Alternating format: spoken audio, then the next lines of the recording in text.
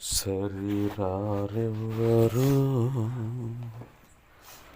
నా ప్రియుడైన యేసయ్యకు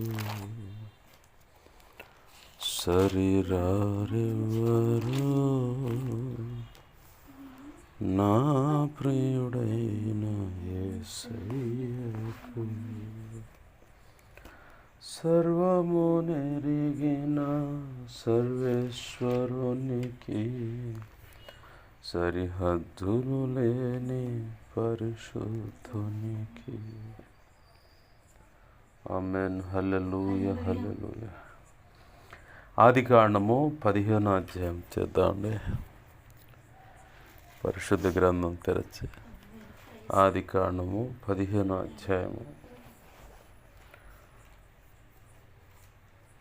6వ వచనాన్ని నేను చదువుతున్నాను. అతడు యెహోవాను నమ్మెను, ఆయన అది అతనికి నీతిగా ఎంచెను. అలాగనే ఈ మాట రోమాపత్రిక 4వ అధ్యాయం 7వ వచనం కూడా చూద్దాం. రోమాపత్రిక 4వ అధ్యాయము 7వ వచనం, 4వ అధ్యాయం 3వ వచనం. లేఖనం ఏమి చెప్పుచున్నది? అబ్రహాము దేవుని నమ్మెను, అది అతనికి నీతిగా ఎంచబడెను. అలాగే గలతీ పత్రిక 3వ అధ్యాయం చూద్దాం. అంటే ఏ మాటలు అక్కడ కనపడతాయి. గలతీ పత్రిక 3వ అధ్యాయం 6వ వచనం చూడాలి. అబ్రహాము దేవుని నమ్మెను, అది అతనికి నీతిగా ఎంచబడెను. అలాగనే యాకోబు పత్రిక 2వ అధ్యాయము 23వ వచనం చూద్దాం.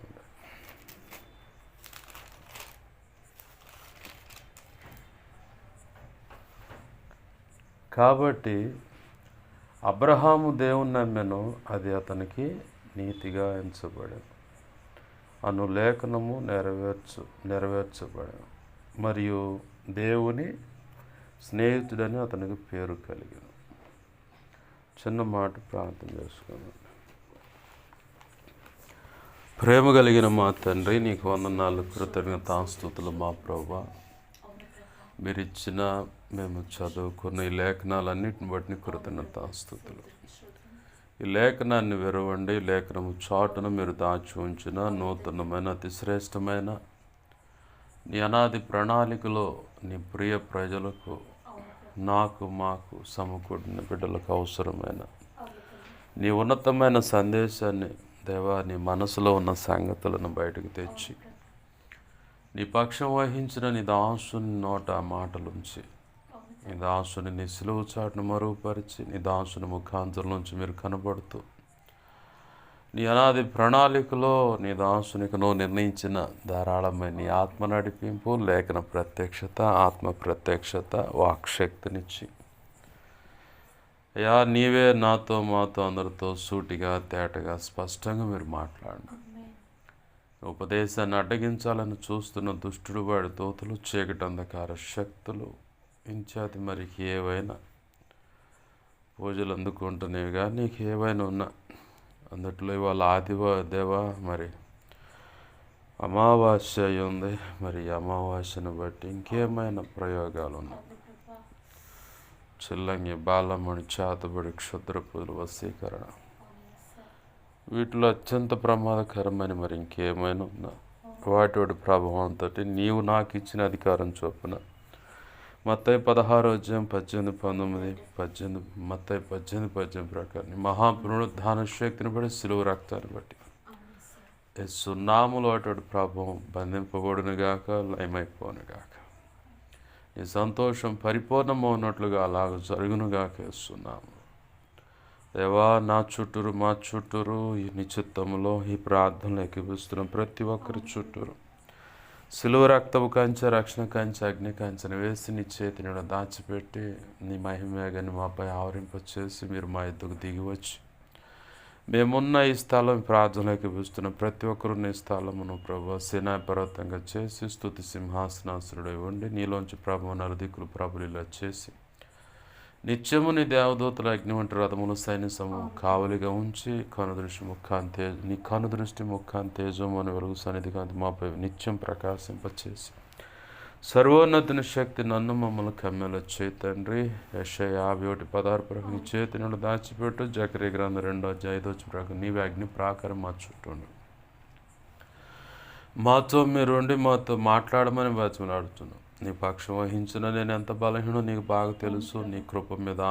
నీ మీద అనుకున్నా నీ కృప మీద ఆధారపడ్డాను. సమస్త విధేయతలు అతిక్రమ దోషాలు పాప దోషాలు ఆజ్ఞాతిక్రమలు ఏమున్నప్పుడు క్షమించు. నీ సిలువ రక్తంలో కడిగి పవిత్రపరచు. శుద్ధ జలంతో కడిగి సమస్త కీడా పవిత్రతను కొట్టివేయి. నీ ఆనంద తైలాభిషేకం నాపై ఇంకను గొప్పగా ఉంచు. పరిశుద్ధాత్మజ్ఞ పుటమే శుద్ధ సువర్ణంగా మార్చు. పరలో శుద్ధ సువర్ణ తైలం నాపై ఇంకను గొప్పగా ఉంచు. హెస్కేల్ గ్రంథం 2:1-2 ప్రకారం నన్ను మమ్మల్ని నీ ఆత్మతో నింపి చక్కగా నీ ఎదుటి నిలబెట్టి మాతో మాట్లాడమని బతిమలాడుతుంది. ఇర్మియా 1:9-10 ప్రకారం యెషయా 51:16 ప్రకారం మత్తయి 10:1 7-20 ప్రకారం అపోస్తుల కార్యం 4:27-37 నీ కృప నాకు దయచేయి. మా అందరితో మాట్లాడయ్యా. నీవు ఇచ్చిన వాక్యాన్ని బట్టి కృతజ్ఞతాస్తుతులు చెల్లించుకుంటూ నన్ను మమ్మల్ని ఉపదేశాన్ని చేతులకు అప్పచెప్పుకుంటూ త్రియేక దేవా మాతో మాట్లాడు. పరిశుద్ధాత్మ తండ్రి మాతో మాట్లాడు. సమస్త విషయాల్లో కృపను గురించి సహాయం చేయమని యేసయ్య నామములోనే ప్రార్థించి సమస్తం పొందుకొని కృతజ్ఞతాస్తుతులు చెల్లించి నీ కృపాస్తులు సమస్తాన్ని అప్పచెప్పి నేను గొప్ప చేసుకుంటున్నాం మా తండ్రి. ఆమేన్ ఆమేన్ ఆమేన్. మంచిది. సమకూడిన మరి నా మాటలు వింటున్నా ప్రతి ఒక్కరికి ప్రభు అయిన యేసుక్రీస్తు వారి పేరిట నా హృదయపూర్వకమైన వందనాలు. అందరికీ వందనాలు.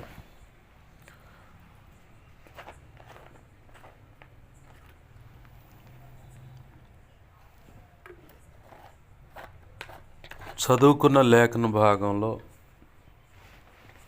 మనకు తెలిసిన భక్తుడు విశ్వాసులకు మూలమైన వాడు అందరికీ తెలిసిందే. ఆయన అంటే విశ్వాసులకు తండ్రి అని, అనేక జనములకు తండ్రి అని అబ్రహాం గారి గురించి రాయబడిన మాట. అయితే ఇక్కడ ఒక విచిత్రం ఉంది. విచిత్రమైనటువంటి ఒక సందర్భం మనకి ఇక్కడ కనపడుతుంది. ఏంటయ్యా విచిత్రమైన సందర్భం అంటే ఆదికాండం 12వ అధ్యాయంలో అంటే 11వ అధ్యాయంలోనే దేవుడు అబ్రహామును ఫలానా ప్రాంతానికి బయలుదేరాయా అంటే సరే ప్రభు అని చెప్పని బయలుదేరాడు. కానీ దేవుడు తాను అనుకున్నటువంటి ఆశీర్వాదము అబ్రహాము పొందటానికి తన తండ్రి తెరహు బాగా అడ్డం ఉన్నాడు. అడ్డం ఉండేసరికి ఇక ప్రభు ఇతను ఉండటం వల్ల కూడా కొంచెము నేను అనుకున్న ప్రణాళిక లేదంటే నేను అనుకున్న పని లేదంటే ఆ దేవుడు అనుకున్నటువంటి భక్తి లేదంటే ఆధ్యాత్మిక పరిపక్వత ప్రభు యొక్క పని మీద మనసు పెట్టే విధానం కొంతమంది ఉన్నదాన్ని బట్టి అడ్డవుతుంది. అయితే ప్రభువు యొక్క నడిపింపు ఆయన తీసుకువెళ్ళే విధానం పరిస్థితులంతా మనకు అంచుబాటు. ఒక్కొక్కరి విషయంలోనేమో ఈ వ్యక్తి వల్ల నేను అనుకున్న పని జరగదు లేదంటే భవిష్యత్తులో పలానా వాళ్ళని ఆశీర్వదించాలంటే ఈ వ్యక్తి అడ్డనుకుంటే ఆ వ్యక్తిని భూమి మీద లేకుండా తీసేస్తాడు. అంటే మరణానికి అప్పచెబుతాడు. ఒక్కో సందర్భంలోనేమో ఆ వ్యక్తులతో ఉన్న సత్సంబంధాలను కట్ చేస్తాడు. కట్ చేసినప్పుడు మనకు కనపడేది ఏంటంటే ఒంటరితనం.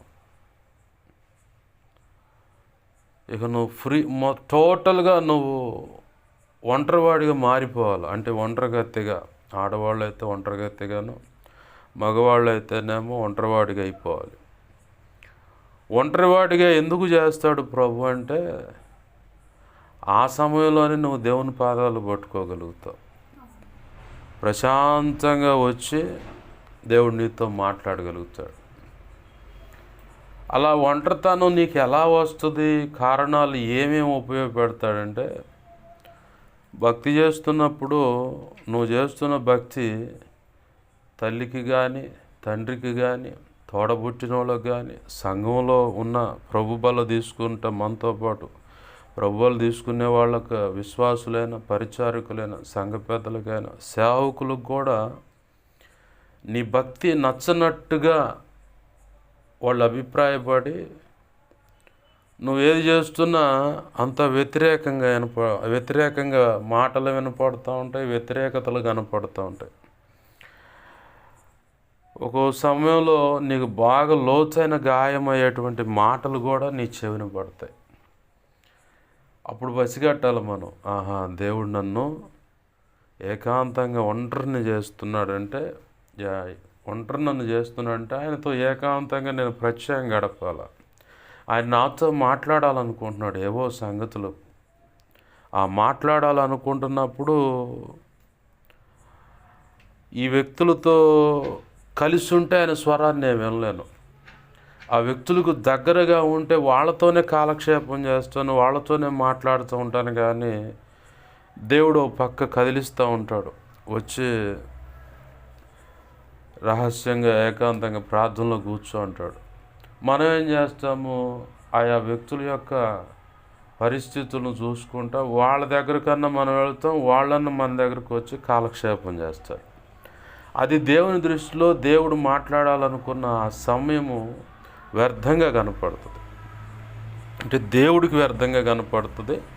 మనకేమో వాళ్ళు వస్తే వాళ్ళ సాధక బాధలన్నీ తెలుసుకొని ప్రార్థన చేస్తున్నాం అని చెప్పని మనం అనుకుంటాం. కానీ ప్రభు ఏమంటాడంటే, వాళ్ళు నా మీద ఆధారపడాలి. ఇప్పుడు మనమేం చేస్తామంటే, మనకు చేతనైనంత వరకు వీళ్ళు పోరాడతాం, ప్రార్థన చేస్తూ ఉంటాం. మందంతా ఏంటంటే, ఎలాగైనా ఆత్మను రక్షించాలి, ఒక మేలు జరిగితే దేవుడి కృపను బట్టి బయటపడతారు అని చెప్పని తపన పడుతా, కన్నీరు విడుస్తాం, ఉపవాసిస్తాం, రాత్రులు గడుపుతాం, అంటే కనిపెట్టి ప్రార్థన చేస్తాం. ఇది మన సెక్షను. వాళ్ళ సెక్షన్ ఎట్లా ఉంటుందంటే, బాగా రెండు కాళ్ళు ఇట్టు జాపి టీవీ రిమోట్ నొక్కుంటా ప్రశాంతంగా వాళ్ళ కాలం వాళ్ళు గడుపుతారు. ఒకవేళ ఏదైనా సమస్య ఎదురు రాగానే బర్రను పరిగెత్తుకొచ్చి, ఏందక్క దేవుడు చెప్పానన్న, మరి ఏం సంగతి అంటే, అయితే ఏదో మొత్తానికి నేనే కొంచెం ప్రార్థన సరిగ్గా చేయలేదట్టుకుంటాను మీలో, అంటే మనలో మనం అనుకొని, సరే ఏం దిగులు పడ, మాకు దేవుడు సహాయం చేస్తలేని చెప్పి మళ్ళీ పోయి మనం దేవుణ్ణి ఇక ఆయన ఒత్తిడి తీసుకొస్తూ ఉంటాం. ప్రభు అంటాడు, అరే ఆపురా, నువ్వు ముందు వాళ్ళు చేయాలిగా అని చెప్పి అంటాడు. ఏసన్న గారి అనుభవం, ఒక రోజు ఒక తల్లి వచ్చిందంట. పాస్టర్ గారు, మా కుటుంబంలో చాలా సమస్యలు ఉన్నాయి, ఇది సంగతి అని బోరు నేడిచిందంట. కన్నీరులో కూడా కొన్ని కపట కన్నీరులు ఉంటాయి, చాలా జాగ్రత్తగా ఉండాలి. సరే అమ్మా, ఏసన్న గారికి ఉన్న అలవాటు ఏంటంటే, సమస్య కఠినమైనదైతే ఖచ్చితంగా నేను ఉపవాసం ఉంటానని ఉపవాసం వేసుకుంటుంటాను. రేపు నేను ఉపవాసం ఉంటాను ఈ సమస్య నిమిత్తం, ఏమేడిచిందిగా నేను ఉంటాను ఉపవాసం, అయితే నువ్వు కూడా ఇంటికి పోయి ఉపవాసం ఉన్నా. సరే భాష గారని పోయింది. ఈయన 3 దాకా ఉపవాసం ఉండి ఆ తల్లి అంత వేదన పడింది. పోయి ఇంటిని దర్శించినట్టు కూడా ఉంటుంది, ఆ కుటుంబం కోసం ఆ ఇంట్లో ప్రార్థన చేసినట్టు ఉంటుంది అని చెప్పని బర్ర ఎత్తుక్కుంటూ వస్తుండే ఆయన ఇంటికి రాగానే 2 కాళ్ళు ఇట్ట బల్ల మీద పెట్టిందంట.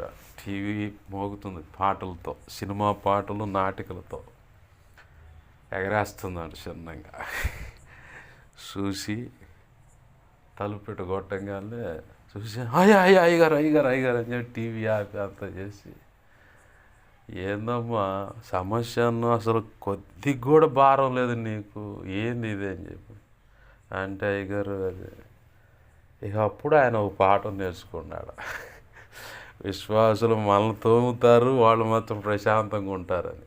నేను ఈ జాబితా చూసా కొంతమందిని. నేను అందుకే నువ్వే ఉండు ఉపవాసం అంట. మొన్న మధ్య ఒకటి తగిలిండు నాకు బజార్లో, సిగరెట్ తాగుతుండు, బాప్తిజం పొందాడు. దేవుడు నాతో మాట్లాడాల, ఉపవాసం ఉండి మరి నువ్వు ప్రార్థన చేయాలి. నేను నీ కోసం నేను ఉపవాసం ఉండాలా? ఉపవాసం ఉండి మరి దేవుడు నాతో మాట్లాడంటే ఈ సిగరెట్ వదిలేయాలి. ఇక అన్న కాదన్నా, దేవుడు నాతో మాట్లాడినా. అయ్యా దేవుడు పరిశుద్ధుడు, పాపాన్ని లోపల పెట్టుకొని ఈ బలహీనతలు పెట్టుకొని అడుగు, నాతో మాట్లాడతాడంటే మాట్లాడ్డాయా అంటే వాడు వదిలిపెడతాడు, విసిగిస్తాడు. చివరికన్నా నీ జీవితం మొత్తం సంకనాగిపోయి చివరి దశలో నాకు వస్తారా, అప్పుడు దాకా మొత్తం కోడికి కనుక రెక్కలు ఎగరటానికి ఎట్లయితే ఏకలు ఉంటాయి అవి మొత్తం బీకి పక్కనేసి అంతా అయిపోయిన తర్వాత నువ్వు నన్ను ఎత్తుక్కుంటావు, అప్పుడు చెబుతారు నీకు సంగతి అన్న. ఏంది ప్రభు ఇట్ట కోపంతో తొందరగా మాట్లాడిచ్చా అని చెప్పని ప్రభునే తొందరపడాను, తప్పుగా మాట్లాడాను, క్షమించయ్యా అని అనుకుంటుంటే వాడికి జరగబోయేదే నువ్వు చెప్పి తప్పేం చెప్పలేరు అన్ను. ఇప్పుడు వాడు సిగరెట్ అయిపోయింది, ఇప్పుడు ఆ శివుడు మాల ఒకటి వేసుకొని తిరుగుతుండు. వాడిని ఆడదన్నాలో అర్థం కావట్లా. ఉపవాసం ఉండి మరి నా కోసం ప్రార్థన వాడి అట్ట మారుతాడు. ఇక ఇవన్నీ ఏంటంటే కాలానికి మొదటిగా దేవునికి, తర్వాత కాలానికి అప్పచెప్పేయాలి. పడాల్సిన దరువంతా పడి వస్తారు. అప్పుడు నువ్వు బాధపడాల్సిన పని లేదు. నువ్వు అప్పుడు అనుకోవాలి మనసులో, ఎరా ఏమ్మాయి చెప్పినప్పుడు విన్నారు, ఈ దరువు పడుద్దని అప్పుడు బచ్చలాడిందని మనసులో అనుకోవటం. అయ్యయ్యో ఎంత బాధపడుతున్నావు. మరి వాడు నటిస్తున్నప్పుడు వాళ్ళు నటిస్తున్నా మనం కూడా నటించాలి, తప్పదు. ఏంది మనము ప్రభు కృపను బట్టి ప్రయాసపడతాం. అయితే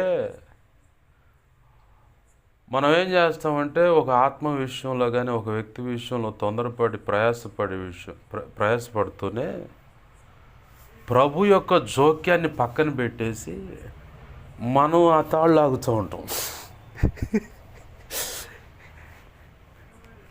అక్కడే మనం దెబ్బతినేది. ఎందుకంటే విత్తనాలు విత్తాము, వర్షం కురిపించాల్సిన పని ఎవరిది? దేవుడిది. సరే వర్షం దాకిందుకులే పాష గారు, పాది దోవ్యం, మొక్క నాటాం, కొంచెం నీళ్లు పోయాల్సిన పని ఎవరిది? మందే. ఇప్పుడు మనం చేసాం, ఇంక చేయాల్సిన పని ఏంది? ప్రభువే అన్నాడు యోహాను సువార్త 12:32 నన్ను పైకెత్తి చూపించండి అన్నాడు. అంటే ఈ సిలువని అట్లా పైకెత్తి చూపించండి అంటే నా మాటలు, ప్రేమ, త్యాగం, పునరుద్ధానం, ఎలా వాళ్ళ కోసం నేను పరితపించాను, ఈ విషయాలు అన్నమాట. అవి మీకు వాళ్ళకి చెప్పండి. పైకెత్తి చూపించడం అంటే చెప్పండి, నేను ఆకర్షించుకుంటా. మనం ఏం చేస్తున్నాం అంటే నువ్వు ఇంకా ఆలస్యం చేస్తున్నట్టున్నావు ప్రభు, నువ్వు తొందరగా కానీ అంటాడు. ప్రసంగి గ్రంథం నువ్వు చదవలేదు అంటాడు ప్రభు. ఏముంది ప్రభు అంటే ప్రతిదానికి ఒక సమయం కలదు, ఆ సమయం దాకా నువ్వు ఓపిక పడుతుంది. తొందరపడి శారమ్మలాగా హాగర్ను తెచ్చి అబ్రహాం గారికి తగిలిస్తే ఇప్పటికీ పోలా తలకాయ నొప్పి. అది ఒక్క జీవితం విషయంలోనే కాదు, దేవుని యొక్క కృపను బట్టి ఒక ఆత్మను రక్షించే విషయంలో అయినా, సంఘాన్ని కట్టుకునే విషయంలో అయినా, మందిరమైనా, అది ఏ కారణమైనా సరే మనం తొందరపడకూడదు. ఆయన చేసిందాకా ఆగాల. మనం ఏం చేస్తామంటే దేవునికి స్టీరింగ్ అప్పచెబుతాం. ప్రభువా ఇప్పుడు లెఫ్ట్కి అనాలా అంటేనే వాళ్ళు వస్తారు, ప్రభువా ఇప్పుడు రైట్కి అనాలా అంటేనే వాళ్ళు వస్తారు, ప్రభువా మెలకలు తెప్ప మాకు స్ట్రైట్కి పోయి అద్దుగా ఆడున్నారని చెప్పి ఆయనకి తెలుసు ఎన్ని మెలకలు తీసి తీసుకురావాలి. ఎందుకంటే వాడికి అన్ని మెలకలు వచ్చేనే మాట్లాడడు. ఆడ మనిషి అయినా మగవాడైనా అన్ని మెలకలు వచ్చేనే మాట్లాడతారు, లేకపోతే మాట్లాడరు. ఇంకో చాట ప్రభు అంటాడు, తండ్రి నా ఎద్దుకు ఒకరిని ఆకర్షిస్తే తప్ప ఎవడు నా ఎద్దుకు రాడాడు, నా ఎద్దుకు వచ్చువని నేను ఎంత మాత్రం త్రోసినాను. మనం చేసింది ఏంటంటే ఆయనకి అప్పచెప్పి ప్రశాంతం కూర్చోవటమే. అయితే మన ఆధ్యాత్మిక ఎదుగుదల విషయంలో అయినా, ప్రభు అనుకున్న ఆధ్యాత్మిక పరిపక్వత రావటానికైనా, లేదు ప్రభు నీతో ప్రత్యేకంగా మాట్లాడాలనుకున్నా, నీ ఇంట్లో వాళ్ళు కానీ, చుట్టూ కానీ, సంఘంలో కానీ, పనికాడ కానీ, సమాజంలో కానీ అందరూ నువ్వు ఏందంటే వాళ్ళకి ఇంకొక రకంగా వినపడుతుంది. ఆ వినపడ్డప్పుడే మనం గుర్తుపట్టుకోవాలి, దేవుడు నన్ను ఒంటరిని చేస్తున్నాడు, ఎందుకంటే ప్రత్యేకంగా ఆయన నాతో మాట్లాడాలనుకుంటున్నాడు. షాలేం రాజు గారును మా ఆత్మీయ తండ్రి దావీదు పాష గారు మొట్టమొదటి ఆత్మీయ సంతానం ఈయన రక్షించడానికి చిల్లర కొట్టుకాడు కూర్చునేవాడు అంట షాలేం రాజు గారు. పచ్చడి 10 రూపాయల పచ్చడికి మా దావీదు పాష గారి దగ్గర అప్పు తీసుకొని పోయేదంట సేవకురాలు, పెద్ద ఎస్తేరామ పేరు. అట్లా ఈయనేమో ఎల్ఐసి ఏజెంటు, చిల్లర కొట్టు. ఆయనేమో దేవుని పనిలో ఉండు. ఎట్టన్నా ఆయనేమో ఈయన రక్షించాలని, ఈయనేమో ఎట్టన్నా ఆయన చేత ఎల్ఐసి కట్టించాలని, అడి చేసి ఇడి చేసి వాక్యం చెప్పడానికి రాగానే ఎవరో ఒకళ్ళు వచ్చేవాళ్ళు ఉంటారు అప్పుడే బేరానికి. కొన్ని ప్రయత్నాలు చూసి చివరికి ఇట్ట కాదని వెంకటేశ్వర్లో చెప్పండి పాష గారు రోడ్డుకు పోయేద్దారా అని చెప్పని చెంబు లేదంటే బాటిల్ నీళ్ళు పట్టుకొని ఆ చెరువుకి వెళ్ళి సైకిల్ మీద దొక్కొని తీసుకుపోయి ఆ తాటి బొత్తలు ఉంటాయిగా నరికేసి వాటి మీద కూర్చోబెట్టి ఈ దావీదు పాష గారు అనుకుంటుండో ఈయన బాత్రూమ్కి వచ్చిండే అనుకున్నాను. ఏందండి పాష గారు పోరేందంటే, నిన్న ఆడ కూర్చోబెట్టేదని దేవుని మాటలు చెబుదామంటే ఎవరో ఒకళ్ళు వస్తున్నారు వ్యాపారం అని, అది కుదరట్లా, అందుకే ఇక్కడికి తెచ్చా అని చెప్పని ఆడకు దేశపోయి ఆ మనిషికి వాక్యం అందించి దేవుని కృపను బట్టి ఆత్మ రక్షించి, ప్రారంభ దినాల్లో కదా ఇక సైకిల్ వేసుకొని ఇద్దరు పోయొస్తూ ఉండేవాడు. ఒకరోజు చేపలు పడదని పోయారంట. పోతే చేపలు పట్టడానికి పోయిందాక మానిచ్చిండు దేవుడు. రెండు గాలాలు ఉన్నాయి, పట్టుకొని పోయి వేసారు. గాలం వేసిన ఒక పావు గంట అరగంట తర్వాత షాలేంరాజు గారితో దేవుడు మాట్లాడుతాను, నువ్వు లేచి వెళ్ళిపోయి ఇంటికి వెళ్ళి ఏకాంతంగా నా దగ్గర నా సన్నిధిలో ఇంట్లో ప్రార్థనలో కూర్చోపో అని అనగానే సందేహిస్తాను. నీతో నేను మాట్లాడుతున్నాను, లేచి వెళ్ళిపోయి ఏకాంత ప్రార్థనలో మాట్లాడుతున్నాను, నేను నీతో మాట్లాడాలనగానే ఇక అమ్మని దావీదు పాష గారికి చెప్పినాడు, దావీదు దేవుడు నన్ను ఏకాంత ప్రార్థనలో కూర్చోమంటున్నాడు, ఏదో మాట్లాడాలంటున్నాడు. సరే పోని పాష గారు నీకు నేను పట్టుకోవచ్చా అని చెప్పి నేను అడిగాను. ఎందుకు ఈ మాట పరిచయం చేస్తున్నాడు దేవుడు అంటే, కొన్ని సమయాల్లో మనల్ని ఆడదాకా వానిచ్చి ఇప్పుడు వెనక్కి తిరిగిపోవడం. అట్లాంటి సందర్భాలు నా జీవితంలో ఎన్నో చూసా. ఎందుకంటే ఒక వ్యక్తి కొన్ని సందర్భాల్లో కొన్ని స్నేహాలైనా బంధాలైనా బంధుత్వమైన లేదంటే ధనమైన ఆరోగ్యమైన లేదంటే స్థిరాస్తులైనా కొన్ని తీసేస్తాడు, అంటే కొన్నిటికి అనుమతిస్తాడు ఆయన. అనుమతించే దేనికంటే ఆ అనారోగ్యమైన నీ మేలుకే, ఆ స్థిరాస్తులు పోవటమైన నీ మేలుకే, అలాగే ఆ బంధాలు లేదంటే స్నేహాలని కట్ అవ్వటం కూడా నీ మేలుకే. మనకైతే ఇప్పుడు అర్థం కాదు అది. ఒక ఉపద్రవం నీ ముందు చూపిస్తాడు, ఈ కారణాన్ని బట్టి ఈ స్నేహాన్ని నేను కట్ చేసి అంటాడు, ఈ కారణాన్ని బట్టి ఇదిగో ఇంత నష్టం జరుగుద్ది కాబట్టి ఆ బంధుత్వాన్ని నీకు దూరం చేశాను అంటాడు. ఇదిగో ఇంత గొప్ప ఆశీర్వాదం నీకు ఇవ్వాలి కాబట్టి ఆ ఉన్న కొద్దిపాటి స్థిరాస్తులు తీసేశాను అంటాడు. దేవుడు తన కృపను బట్టి ఆశీర్వదించి వాడుకోవాలనుకుంటే మొదటిగా మనల్ని అన్ని విషయాల్లో జ్ఞానంలోనూ తెలివితేటల్లోనూ ఆరోగ్యంలోనూ శక్తి ఉపయోగించే విషయంలోనూ మన సొంత ప్రయత్నము తలంపులు ఊహల ఆలోచనలోనూ హృదయం మనస్సు తీసుకునే నిర్ణయాల్లోనూ ఇంకా వేసే అడుగులోనూ ప్రయాణంలోనూ అలాగే ఉన్న ఆస్తి విషయంలో కానీ మనీ విషయంలో కానీ టోటల్గా నిన్ను జీరో చేస్తాడు.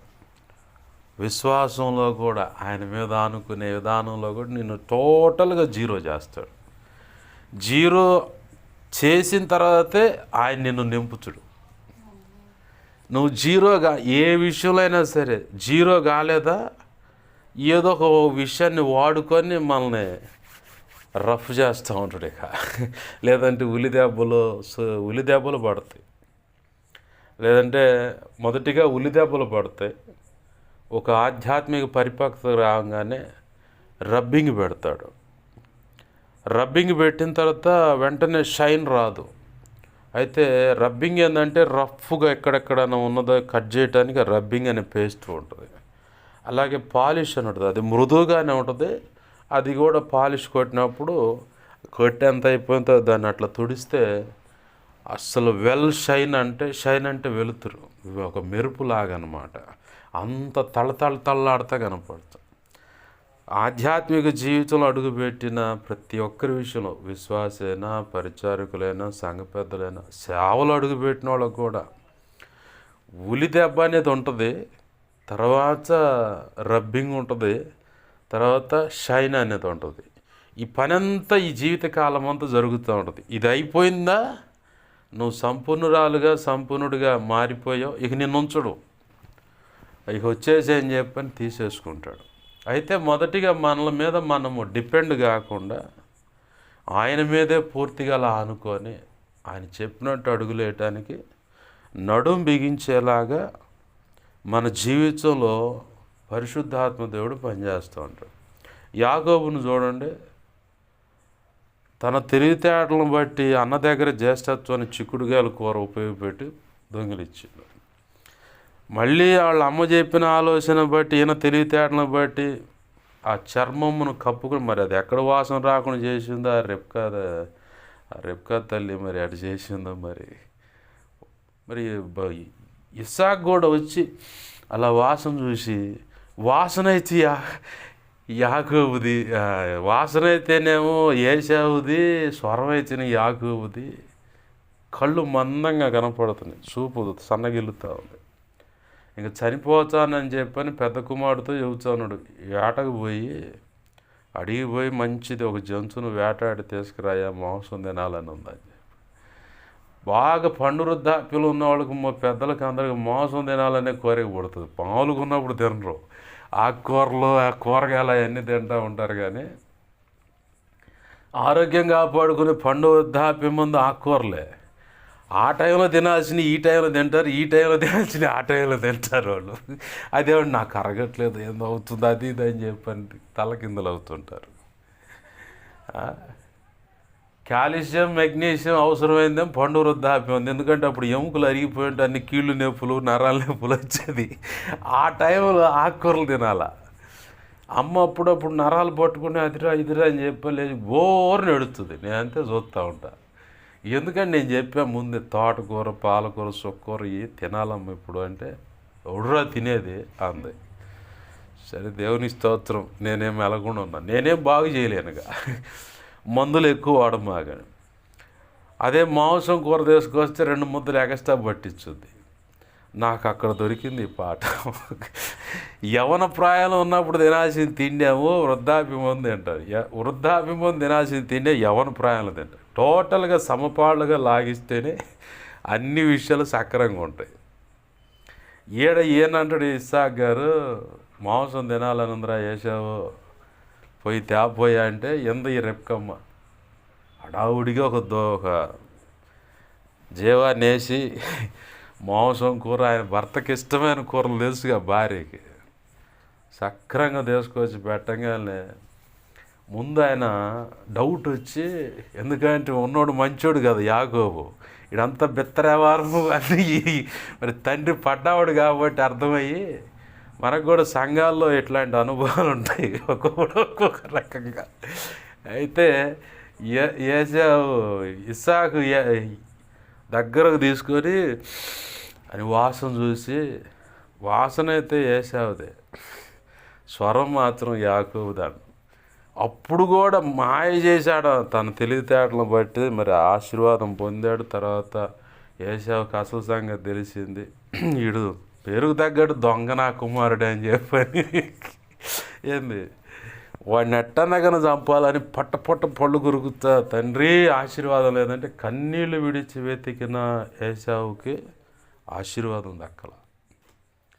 అయితే యాకోబు ఆడ నుంచి ఇసాకు చెప్పిన మాటలను బట్టి లాబాన్ దగ్గరకు పోయాడు, మేనమావన్ దగ్గరికి. ఆడ తన తెలివితేటలు ఉపయోగించాడు. చివరికి కట్ చేస్తే దేవుడు మళ్ళీ చాలే బావమరుదులు సణుకుంటున్నారు, బావమరుదులు అంతా సణుగుతున్నారు నీ మీద అని విన్నాడు.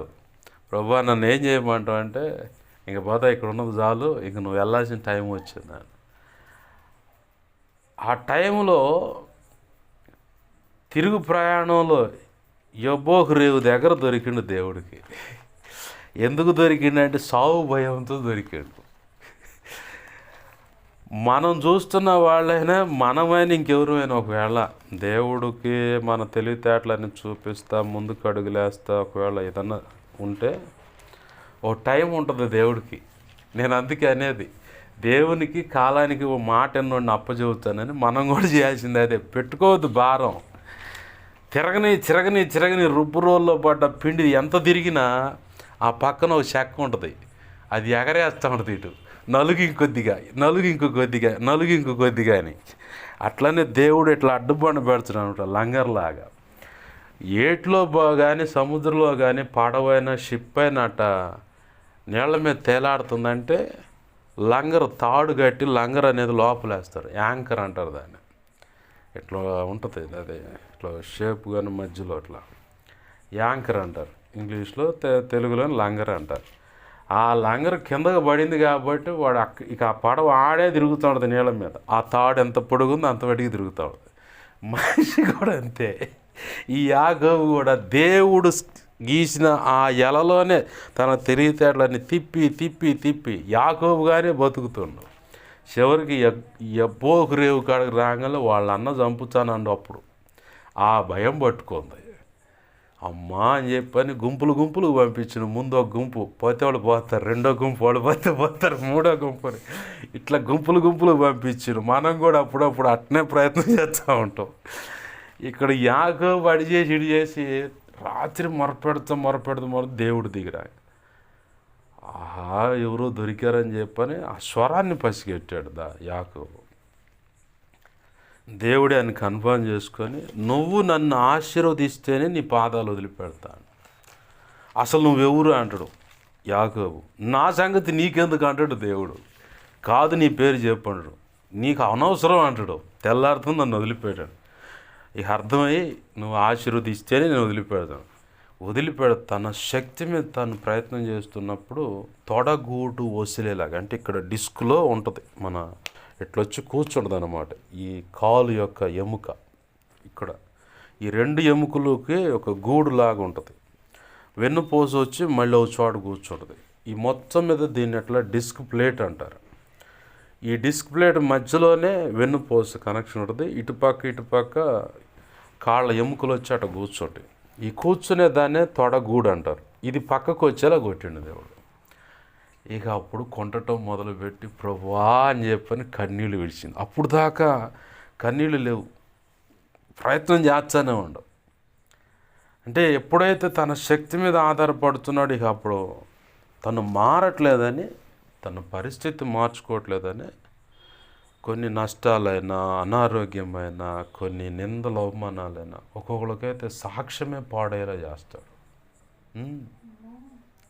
నిజం, సాక్ష్యమే పాడేలా చేస్తాడు. సాక్ష్యమే పాడేలా చేయటం ఎందుకు ప్రభు అంటే మనకి ఈ యాకోబు చరిత్రలోనే కనపడుతుంది. మామూలుగా జ్యేష్ఠత్వం తీసుకున్నాడు, బాగానే ఉంది. మరి తర్వాత తండ్రి దగ్గర రహస్యంగా తల్లి చెప్పిన మాటలను బట్టి ఆశీర్వాదం దొంగిలించటమే కాదు, మామ దగ్గర పోయి అదే పని చేస్తాను నేను. ఆడపోయి కూడా అదే గొర్రెలను సంపాదించే విషయంలో కానీ ఇక అదే చేస్తుండే ఆయన కూడా. ఇక అట్లానే ఇప్పుడు యాకోబు అనే మాటకి ఇక దొంగని అర్థమైపోయింది. ఈడేదో ఆడేదో చేసి వచ్చిండు అని అట్లానే కొన్ని విషయాల్లో దేవుడు ఏం చేస్తాడంటే సాక్ష్యాన్ని కూడా పాడయ్యేలాగా అనుమతిస్తాడు. ఎందుకు అనుమతిస్తాడంటే శూన్యంలో నుంచే సృష్టిని చేసిన వాడు, ఎండిపోయిన ఎముకలకు జీవాన్నిచ్చి నిలబెట్టినవాడు, సైన్యముగా నిలబెట్టినవాడు. వాస్తవానికి ఆ హెస్కేలు 37 అధ్యాయంలో చల్లా చెదురుగు పడిపోయినటువంటి ఎముకలు ఎవరి? ఇజ్రాయిలీ. ఎందుకు అలా అయ్యారు? దేవుడు ఒక మాట చేసి ఇంకోటి చేసి దేవుడే శత్రువులకు అప్పచెబితే చంపబడి గుట్టలుగా పడిపోయారు. పాతి పెడతానికి కూడా అవకాశం లేకుండా అలా పడిపోయారు. మళ్ళీ ఒక రోజు వచ్చింది, తన సైన్యం తనకంటూ ఒక విషయాన్ని ఏర్పాటు చేసుకోవాలని ఒక రోజు రాగానే మళ్ళీ ఆయనే తన ప్రవక్తను తెచ్చి, నరపుత్రుడా అవి బతకగలవాడు, నాకెడ తెలుసు ప్రభువాడు. ఇప్పుడు ఇజ్రాయేలీలు అంతగా హతులయ్యారు అనే దానికి మనకి ఇంకా అర్థం కావాలంటే మొదటి సమూయేలు గ్రంథంలో ఏలీ కాలంలో లేదా ఏలీ కాలంలోనే మందసం పట్టబడి అనేకులు ఇజ్రాయిలు చనిపోయిన సందర్భాలు ఉన్నాయి. రాజుల చరిత్రలో చూసినా కానీ హిజ్కియా కాడ ఇట్లా చరిత్ర గమనిస్తే అనేక మంది దేవుని పిల్లలే వాళ్ళని చంపేసినట్టుగా దేవుడు కనపడుతుంది.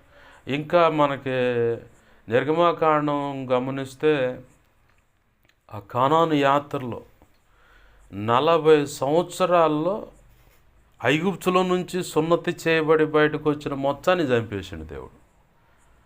ఇట్లా చూసుకోవచ్చు, దేవుడే తన ప్రజలను కావాలని పాడు చేసే విషయం కనపడదు. ఎందుకు?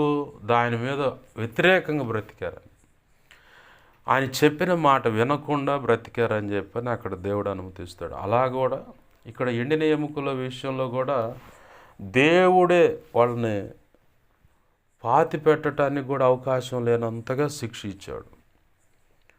అంటే సాక్ష్యం కూడా పాడైద్దనే దానికి ఇది నిరూపణగా ఉంది.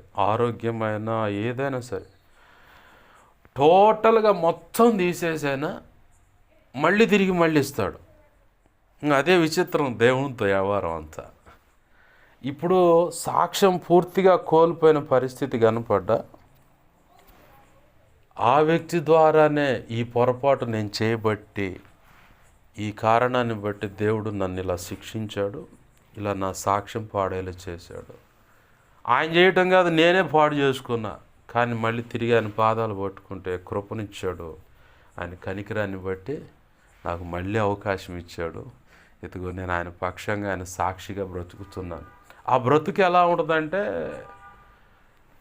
సాక్ష్యం పాడేటువంటి లేదంటే సర్వం కోల్పోయిన తర్వాత మళ్ళీ తిరిగి కట్టబడే బ్రతుకు ఎలా ఉంటుందంటే, ఏ కోశాన అపవాది ఏదైనా అట్లా వాళ్ళు ఇసిరితే అది డబ్బు కావచ్చు, శరీరాశ కావచ్చు, నేత్రాశ కావచ్చు, జీవడమ్మం కావచ్చు, ఇంకించి అది ఏదైనా ఏ విషయంలో అయినా వాడు అలా వల విసిరితే అంత ఎగిరి కాలుతో దాన్ని ఆ రోత బతుకు అప్పుడు అయిపోయింది. ఇప్పుడు నా ప్రభు కొరకు నేను నమ్మకంగా బ్రతకాలని బ్రతికినంతకాలం. మనకి ఇంకా అర్థం కావాలంటే దావీదు జీవితాన్ని చూస్తే, బెర్షబా ఆమెతో పాపం చేసి ఆమె భర్తను చంపించిన దాన్ని బట్టి కొడుకే శత్రువే చదువుతున్న 4 పిల్లలను పోగొట్టుకున్న పండు వృద్ధాప్యం ముందు ఒక యవనస్త్రాలను తీసుకొచ్చి ఆడ పెట్టిన వెట్టగలగటానికి, అంటే వృద్ధాప్యం ముందు రక్తం అంతా హీటు తగ్గిపోయి చల్లగా మారిపోతుంది. ఆ వెట్ట అంటే వెచ్చదనం గలడు. ఇక భార్య భర్తలు కలిసి ఉంటే ఎలా అంటే వాళ్ళు ఒకరినొకరు హత్తుకొని ఉన్నట్లుగా, వృద్ధాప్యం మంది వెనకేమైనా చలి అనిపిస్తూ వణుకొచ్చినప్పుడు భర్త భార్యను అడుగుతుంది, కొంచెం నన్ను ఆనుకొని పడుకోండి. భార్య కూడా ఏమంటే కొంచెం చలి వస్తుంది, నన్ను ఆనుకొని పడుకోండి అంటే అట్లా ఉంటుంది. అది వెచ్చదనం కోసం. అలాగైనా ఈ అమ్మాయి యవనస్త్రాలు ఉపయోగపడుతుందని ఆయన పక్కన పెడితే, మొదటి రాజుల గ్రంథం చూస్తే మొదటి అధ్యాయం పొరపాటును కూడా ముట్టుకోలేదంట. కృతజ్ఞత కలిగి దేవుడు ఇచ్చినటువంటి బ్రతుకు సార్థకం చేసుకోవాలని అలా బ్రతుకుతాడు. ఒకళ్ళకి ఏంటంటే సాక్ష్యం పాడు చేస్తాడు, ఒకళ్ళకి ఏంటంటే ఆస్తి మొత్తం తీసి పక్కన పడేస్తాడు, ఒకళ్ళకి ఏంటంటే ధనం ఏం లేకుండా అప్పటికప్పుడు అవసరానికి ఇచ్చి నడిపిస్తూ ఉంటాడు. ఒకళ్ళకి ఏంటంటే అనారోగ్యం అంతే ఉంచి నడిపిస్తాడు, చావరోళ్ళు మళ్ళీ.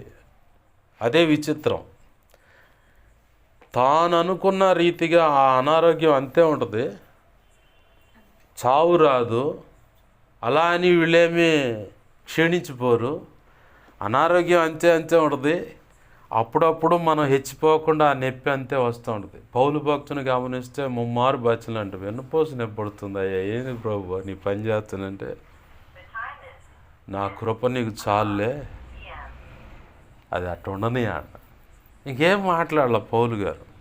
నాకు అప్పుడప్పుడు వెన్నుపోసు నొప్పి వస్తుంది. ఏంది ప్రభు అంటే, ఎందుకు ఇస్తున్నావు ఇలా, లేదంటే కొన్ని బాగా డెప్త్లోకి వెళ్ళినప్పుడు బాగా వేదనగా ఉంటాయి. ఇలా పగలంతా బాగా డెప్త్లో వేదనగా ఉన్నా. ఎందుకు ఇచ్చావు ప్రభు ఈ డెప్త్, ఈ వేదన, ఈ పరిస్థితి ఏంటంటే నీ మేలుకేలేను, సరే నీ ఇష్టం అని చెప్పేసి. అట్లనే కొన్ని సందర్భాల్లో మనల్ని, ఎందుకంటే దేవుడు జీరో చేయకుండా నిన్ను హీరో చేయడు. లేదు ఆడపిల్ల అయితే హీరోయిన్ అనుకుందాం, అర్థం కావడానికి ఈ మాటలు. కానీ అయితే మనకి ఇక్కడ మనం బాగా గుర్తుపెట్టుకోవాలి. ఇప్పుడు యాకోబు గారిని తొడగూటి మీద కొడితేనే ఆయన మాటిని ఇజ్రాయెల్గా మారిండు. మనమేమంటామంటే ఈ అనారోగ్యం ఎందుకు ప్రభు, ఈ ఆస్తి నష్టం ఎందుకు ప్రభు, ఎందుకు ఈ రోగం అయ్యా, ఈ కారణం ఎందుకు, ఆ కారణం. ఆయన అంటాడు, పిచ్చి మోకం, అది నీకు అవసరం అట్నే ఉండదు అంటాడు. అది అట్నే ఉంటుంది, నిన్ను ఆశీర్వదిస్తూ ఉంటాడు. అది అట్నే ఉంటుంది, అనేకులు ఎదుటి నిన్ను గొప్ప చేస్తాడు. అది అట్నే ఉంటుంది. అయితే బారుకు అట్నే ఉండదు. నువ్వు పూర్తిగా దేవుని యొక్క ఔన్నత్యం, పరిపక్వత, అంటే ఆయన యొక్క నడిపించే విధానము తెలుసుకునే ఆధ్యాత్మిక పరిపక్వత వచ్చిందాకా నీకు అది అలానే ఉంటుంది. ఈరోజు పగటి వేళ ద్వితీయోపదేశకాండం నేను చదువుతూ ఉంటే ఒక సందర్భం నాకు గుర్తొచ్చి నన్ను పట్టుకుందట. ఏంది ప్రభు దీని సంగతి నాకు చెప్పవా అంటే, అది రిసీవ్ చేసుకునే ఆధ్యాత్మిక పరిపక్వత ఇప్పుడు నీకు లేదు, వచ్చినప్పుడు నేను చదువుతాలే కానీ ముందుకు చదవాలి. అట్లానే ఇప్పుడు మనం ఏదైనా దేవుడు చేస్తున్న పని విషయంలో మనకి ఇప్పుడు అంతుపట్టదు, కానీ ఒకరోజు అంతుపట్టుంది. ఇప్పుడు ఎలా అంటే, దేవుడు చెప్పినటువంటి జీవిత భాగస్వామి విషయంలో నేను ప్రార్థన చేస్తూ ఉన్నాను. ఓ సమయం వచ్చింది, ఫలానా ప్రాంతానికి వెళుతున్నారని నేనే చూసా బండి మీద. ఇది దైవ చిత్తానికి వేరైనటువంటి ప్రయాణం ప్రభువా, చాలా నష్టపోతారని చెప్పని ఇంటికి వచ్చి బోర్ని ఏడిసి ముఖం మీద కొట్టుకొని ఏడిసి ఎంతైతే కళ్ళల్లో రక్తం గడ్డగట్టేంతగా ఆ వ్యక్తి విషయంలో ప్రార్థన చేశాను. ఇది చాలా ప్రమాదం అయ్యా ఈ ప్రయాణం ఇలా వెళ్ళటం అని చెప్పాను. కానీ మొండిగా వెళుతున్నారు ప్రభువా, ఏదో నువ్వే చూసుకో అని చెప్పాను. టోటల్గా కట్ చేస్తే అసలు నా ప్రణాళికలోంచి పక్కకి వెళ్ళిపోయాను. అది వాళ్ళ సొంత నిర్ణయం కాబట్టి నేను వదిలేసాను. నా మాట వినట్లేదు, నేను వదిలేశాను. తర్వాత మళ్ళీ మొన్న ఈ మధ్య దేవుడు మళ్ళీ కన్నీరు విడిచి ప్రార్థన చేస్తూ ఉంటే మీరు లేరట్టుకుంటప్పుడు మళ్ళీ దేవుడు అన్నాడు, ఈ భూమి మీద ఆయుష్కాలం నిర్ణయించినంత కాలం నమ్మకంగా నా పని విషయంలో ఉండు, నేను నీకు కృపణిస్తాను. విచిత్రంగా ఉంది వ్యవహారం. అంతకుముందు నా ద్వారానే నా ప్రణాళికలోంచి పక్కకి వెళ్ళిపోయారు కాబట్టి నరకమేనని నన్ను ఉపయోగపెట్టుకొని ఆ ప్రవచనం చెప్పించాడు. తర్వాత మళ్ళీ నన్నే ఉపయోగపెట్టుకొని మళ్ళీ ఏం చెబుతున్నానంటే, కన్నీరు విడిచావు నేను చూస్తున్నాను, అయితే ఈ విధేయత చివరిదనుకు, అంటే అంతం వరకు, ఈ భూమి మీద దేవుడు నిర్ణయించిన ఆయుష్కాలం అంతవరకు విధేయత కలిగి గనక బ్రతకగలిగితే నిత్యత్వం వస్తుంది, ఈ భూమి మీద సేవ చేస్తారు, ఇట్లా అని చెప్పని దేవుడు మాట్లాడాడు. కోప్పడ్డవాడు అంతే ఆగొచ్చుగా, మళ్ళీ ఎందుకు కన్నీరు చూడక. అంతకుముందు కూడా ఒక వాక్యోపదేశంలో దేవుడు నరకం అని చెప్పని శపించబడ్డామని చెప్పని ఆత్మహత్య చేసుకోవాలని ఆలోచనలు ఉన్నారు. ఆత్మహత్య చేసుకుంటే అట్నే పోతుంది నరకానికి. ఏమో ఇర్మియా గ్రంథం, హెస్కేల్ గ్రంథం, ఈ గ్రంథాల్లో ఇజ్రాయిలీలంతా తిరిగి దేవుని బతిమలాడితే అవకాశం లేదా?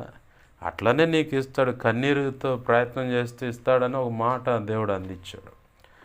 ఇక ఆ మాట పట్టుకొని ప్రార్థన చేసినట్టున్నారు. దేవుడు మళ్ళీ మాట్లాడి నేను అవకాశం ఇస్తున్నాను, నేను అవకాశం ఇస్తున్నాను, నిత్యత్వంలోకి వస్తారు. అయితే చివరి దాకా విధేయత కలిగి నా పని మీద మనసు పెట్టి నా పని చేయాలని చెప్పని దేవుడు మాట్లాడు. ఇక్కడ మనం చూసుకోవాల్సిన విషయం ఏంటంటే ఆ శాపం అనే వాక్కు ఆ వ్యక్తికి తగిలి, అంటే ఆ చెవిని పడేదాకా ఐఎమ్ పర్ఫెక్ట్, నేను బాగానే ఉన్నా, వెళ్తుంది కరెక్ట్ వే అన్న దిశగా ఉంది. ఎప్పుడైతే ఆ మాట తగలంగానే ఐఎమ్ జీరో, ఏమి లేదు, నేను తేడా పడ్డా మొత్తానికి అని చెప్పని ఆయన పాదాలు పట్టుకొని పెనుగులాడినప్పుడు అప్పుడు ఆయన కృప చూపించాడు. అప్పుడు దాకా ఆ వ్యక్తి జీరో గాల, అప్పుడు దాకా గట్టిగానే పట్టుబడితే ఇక నేను వెళ్తుందే కరెక్ట్ దారి, ఆయన అన్నట్టు నా దారి రహదారి అన్నట్టుగా ఇక నేను వెళ్తుంది కరెక్టే అన్నట్టుగా వెళ్ళిపోయారు. చివరికి ఏం జరిగింది, దేవుడు ఎప్పుడైతే శాపవచనం పలికిచ్చాడో అప్పుడు అసలు రియలైజేషన్ మొదలై ఇక పశ్చాత్తాపంతో దేవుని పాదాలు పట్టుకుని పెనుగులాడితే మళ్ళీ దేవుడు కృపనిచ్చాడు. ఏంది ఇట్లానే ఇక్కడ మనం చూసుకోవాల్సిన విషయం ఏంటంటే యాకోబు జీరో అయ్యాడు, తర్వాత ఇజ్రాయిల్గా ఆశీర్వదింపబడ్డాడు. అలాగని పేతురును చూస్తే పేతురు దేవుడు యేసయ్య చెబుతానే ఉన్నాడు, ముమ్మారు అబద్ధం ఆడుతూ నేను ఎవరో తెలియదని చెప్పాను. లేదు ప్రభు, ప్రాణమైన ఇస్తాను అంటే ఓవర్ కాన్ఫిడెన్స్. ప్రభు ఏం చేశాడంటే సరేనా అలా నేను వదిలేశాడు. కాలంలో నడిచి అతనికి ఆ సంగతి తెలిసిందాక ప్రభు ఓపిక పట్టాడు. మనం కూడా సాత్వికంగా శిక్షించడం అంటే ఇదే, సైలెంట్గా చూస్తూ ఉంటే పడాల్సిన తర్వాత పడిన తర్వాత వస్తారు వాళ్ళే. ఇక ఓరగా శిక్షించబడుతుంటే అట్లా ఓరగా చూస్తే ఆ చూపు యొక్క గాయం తగిలి వెలుపలకు పోయి బోర్ను పశ్చాత్తాపడ్డాడు. ఇక అయిపోయింది, ప్రభు వచ్చాడు. చెప్పినా కానీ మళ్ళీ పెద్ద మనిషి వల పట్టుకొని పోయి నదిలో వల్లేస్తాను, నేను పోతానంటే గుంపు వెనకాల నువ్వు పోతే పెద్దోడి మేమేం చేస్తాం, మేము కూడా వచ్చాం పదాని పోయి. మళ్ళీ ఆడకు వచ్చి దేవుడు అతనని పిలిచి సరిచేసి నిలబెట్టి మళ్ళీ మేడగది అనుభవం రాగానే అప్పుడు తన యొక్క పరిస్థితి అంతా 10 దినాల్లో దేవునికి వ్యక్తం చేసుకొని సరి చేసుకొని పరిశుద్ధాత్మ దుమ్మికి వచ్చి ఆ పాపాలు దోషాలన్నీ పెదాలు కాల్చివేయటం వల్ల సరిచేయబడి పరిశుద్ధాత్మతో నింపబడినవాడే ధైర్యంగా మీరు ఎవరినైతే సిలువేసి చంపారో ఆ యేసు గురించి నేను చెబుతున్నాను.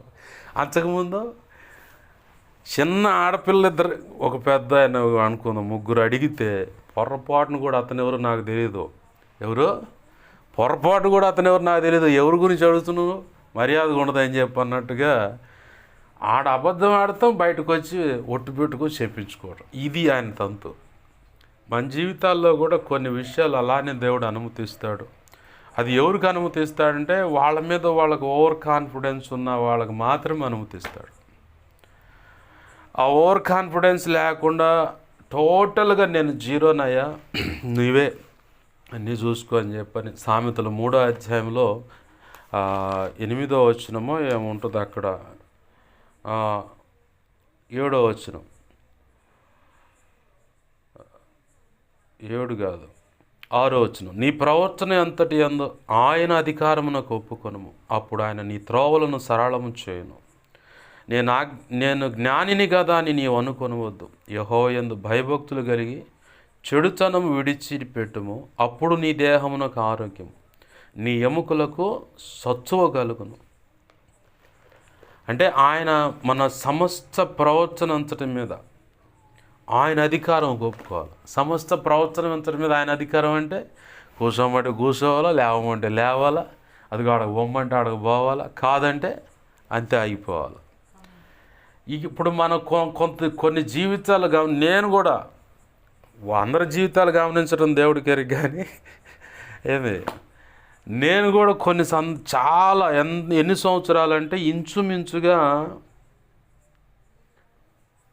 4 సంవత్సరాలేమో, 4 లేదా 5-6 సంవత్సరాలేమో దేవుడు యొక్క సమస్త అధికారానికి నేను ఒప్పుకోలే. ఒప్పుకోలేదంటే పలానా వ్యక్తి జీవిత భాగస్వామి చెబితే సరైన ప్రార్థన చేస్తాను. సైతాన్ గాడు వచ్చి నీ చిత్తం అయితే అని చెప్పాను కదా, ఒకవేళ ఈ వ్యక్తే కాదంటే అప్పుడు నీ సంగతి ఏంది? ఎవరు? ఒకవేళ ఈ వ్యక్తే కాదంటే అప్పుడు దేవుని చిత్తం కాకపోతే ఇట్లా మాయ చేయడం చేసిండు వాడు. 4 లేదంటే 6 సంవత్సరాలు వాడు అట్నే నన్ను పట్టుకొని పీడించి ఒకరోజు దైవజనుడు వాక్యం ద్వారా మాట్లాడుతా, అరే లేఖనం ద్వారా కానీ దేవుడు మాట్లాడింది కానీ ఆయన చిత్తం లేకపోతే నీకెందుకు చెబుతున్నా? అప్పుడు నా అమ్మ 4 లేదంటే 6 సంవత్సరాలు అపవాదిగాడు మాయలో పడి నేను బతికానా? ఇప్పుడు ఆయన చిత్తం అయితేనే కదా నీకు ఆ లేఖనం చూపించింది, ఆయన చిత్తం అయితేనే కదా నీకు ఆ మాట చెప్పింది, ఆయన చిత్తం అయితేనే కదా ఆ వ్యక్తిని నిర్ధారణ చేసింది, ఆయన చిత్తం అయితేనే కదా ఈ పని చెప్పింది. ఇంకా ఆయన చిత్తం అనే దాంట్లో నీకు డౌట్ ఎందుకు అని చెప్పాను అనగానే అప్పుడు కంగు తిని అపవాదిగాడు నన్ను ఇన్ని సంవత్సరాలు మాయ చేసి ఆ మాటలు నమ్మకుండా చేశాడని, ప్రభా ఇంకెప్పుడు నేను శంకించనాయని చెప్పని అప్పటి నుంచి నీ చిత్తం అయితే కానీ నీ చిత్తం అయితే. మనం ఇంకొక చిన్న మాట జ్ఞాపకం చేసుకొని ముందుకు వెళ్దామండి. సాధు తాజ్-ఉద్-దిన్ మహీసా అనే ఒక ముస్లిం మత పెద్ద దేవుని కరపత్రం ఇస్తే కాదని త్రోసేసినాడు, చండాలంగా మాట్లాడినాడు, వడ్డీ వ్యాపారస్తుడు. తన మతంలో తను చాలా నిష్టగా ఉండేవాడు. అయితే ఓ రోజు ఏమైందంటే దొంగ బంగారం అమ్మాడు. ఈ వడ్డీ వ్యాపారం వసూలు కాడ పక్కన ఉన్న వాళ్ళు నమ్మితే వాళ్ళు మచ్చటంగా వేరొక పుస్తకం రాబెట్టుకొని మీ ఓడికి ఇచ్చామని చెప్పని మొత్తం దోచుకొని వెళ్ళిపోయారు. అంతా అయిపోయింది. ఈ దొంగ బంగారం కేసులో దొరికాడు. పోలీసు వాళ్ళు తీసుకుపోయి 3rd డిగ్రీ ఇచ్చారు. ఒక రౌండు బంగారం ఏడాడుందో ఉందో కొంత తీసుకొచ్చి ఇచ్చాడు. ఆహా వీడి దగ్గర ఇంకా ఉందని చెప్పని పోలీసు వాళ్ళు ఆ బంగారాన్ని పంచుకొని మళ్ళీ వచ్చి అరే పలానా చోట బంగారం పోయిందంటారు అని ఒకసారి దొంగ అని తేలిపోతే ఆ వ్యక్తిని రౌడీ షీటర్ అని ముద్ర పడిందంటే కొత్తగా ఎస్పీ మారిన అలాగే డిఎస్పీ సిఐ ఎస్ఐలు వచ్చినా వాళ్ళు కబురు పెడతారు రాండి అంటే చచ్చినట్టు పోవాలి. రాకుండా పోయాడు ఇక ఎంటాడతారు. ఈర కోటింగ్ ఇచ్చి తీసుకొచ్చి హాజరుగా అమ్మంటే ఏంది అంత ఇది అని చెప్పాను. కావాలని అందుకే చాలామంది రౌడీ షీటర్ అని ఓపెన్ కాకముందు జాగ్రత్త పడుతూ ఉంటారు, వాళ్ళతో లాలూచి పడతారు. అయితే ఇక్కడ ఈ వ్యక్తి మళ్ళీ తీసుకుపోయి దుమ్ము కొడుతుండేసరికి భార్య వచ్చాయా నా బంగారం అంత ఇస్తున్నా అని చెప్పని ఒంటి మీద ఉన్నది అంత మొత్తం ఇంట్లో ఉన్నది తెచ్చి ఒలిచి ఇచ్చేసింది. అయిపోయింది. మళ్ళీ తీసుకుపోయి దరివేస్తున్నారు. ఇక అప్పుడు ఆ చెరసాల్లో యేసుప్రభు వారి బొమ్మ ఉంటే అప్పుడు అడుగుతుండే ఆయన, యేసయ్యా నువ్వు దేవుడు అంటగా నాకు సహాయం చేయవా, నన్ను బయట ఏవని అడిగితే ఇక దేవుడు తన భార్య దుఃఖాన్ని అధికారులు కనపడేలా చేసి, రే నీ పిల్లలు నీ భార్య వచ్చి ఎడుతున్నారు, వీళ్ళ ముఖం చూసి నిన్ను వదిలేస్తున్నాం పో, బంగారం లేదు ఏం లేదు పో. 3 తడవలు దోచుకుందాం మొత్తం వీళ్ళే పంచుకున్నారు ఎవరికి ఇలా. అయితే ఒక ప్రాంతంలో ఇక దేవుడు కార్యం చేయటం అనేది దీని రుచి చూసి బాత్రూంలో ప్రార్థన చేసేవాడంట. భార్య ఎలేసుద్ది అని భయంతో. ఎందుకు అన్ని గంటలు ఆడపోయి ఉంటామంటే ఒకరోజు వచ్చింది, ఇక్కడ సంగతి ఇది అమ్మ ఇది అంటే, అమ్మ అట్ట సహాయం చేసే దేవుడైతే ఆడేందుకు మనమే చేద్దారా కూర్చొని. యాక్సిడెంట్ అయి చెయ్యి ఇరిగిపోయింది. అప్పుడు కూడా యేసయ్య నీ సేవ చేస్తాను. అంతకుముందు ఆయన పరిస్థితి ఏంటంటే ఎక్కడెక్కడైతే చీటీ కట్టారో ఎవరెవరైతే వచ్చారో అప్పులోళ్ళు మొత్తం అప్పులోళ్ళు వస్తే మంచం కింద దాక్కునేవాడు, పిల్లల చేత అబద్ధం చెప్పించాడంట. తన 10th క్లాస్ సర్టిఫికేట్ పెట్టుకొని 100 రూపాయలు తాకట్టు పెట్టి ఆ వచ్చే బియ్యంతో పిల్లల ఆకలిగా తీర్చాలని ప్రయత్నం చేసి అయినా దొరకల. అప్పులోళ్ళు వచ్చి ఒక్కొక్క వస్తువు దేశపోతున్నారు. డబుల్ కార్డ్ మంచం ఒకటి దేశపోతుండు, ఏంది బైక్ ఒకటి దేశపోతుండు, ఇంట్లో ఏం దొరికితే అవి దేశపోతున్నారు. యేసయ్యా అన్ని దేశపోతున్నారు ఎన్ని దేశపోతున్నారా అని చెప్పి ఆయన టోటల్గా జీరో అయిపోయాడు. అంటే ఆ వ్యక్తి జీవితంలో దేవుడు అంతగా అనుమతిస్తేనే ఆ వ్యక్తి దేవునికి మల్లుతాడు. అలా అనుమతించిన దాన్ని బట్టి ఆ తర్వాత మళ్ళీ దేవుని కృపను బట్టి ఓ సేవకుడి దగ్గరికి వెళ్ళటం, సువార్త అందుకోవటం, రక్షణ అనుభవంలోకి రావటం, వైజాగ్ ప్రాంతంలో బైబిల్ ట్రైనింగ్ ఇస్తున్నారంటే అక్కడికి పోవటం, ఆ తర్వాత సేవకుడిగా అడుగు పెడతాం. ఒకప్పుడు సర్టిఫికేట్ పెట్టి 100 రూపాయలతో తెచ్చి ఆ బిడ్డలకు అన్నం పెట్టుకోవాలనుకున్న ఆ వ్యక్తి ఇల్లు ఈరోజు 500 మంది ఒకే రోజు వచ్చి అన్నం అంటే వెంటనే వండి పెడతానికి అంత సరుకులు ఇంట్లో ఉన్నాయి. ఒకప్పుడు చిన్న డబుల్ కాట్ మంచం తీసుకొని పోతుంటే ఏంది ప్రభు అని ఏడిస్తే 25,000 రూపాయల డబుల్ కాట్ అంటే డీలక్స్ బెడ్ ఒకటి వస్తుంది, ఆ పరుపు ఆడు ఇచ్చాడంట. ఒకప్పుడు బైక్ తీసపో ఏందయ్యా అని చెప్పానంటే దేవుడే ఒక వ్యక్తితో మాట్లాడా, అయ్యగారు ఈ కారుని మీ సేవలో వాడండి అని చెప్పని కొత్త కారు ఇచ్చి వెళ్ళిపోయాడు.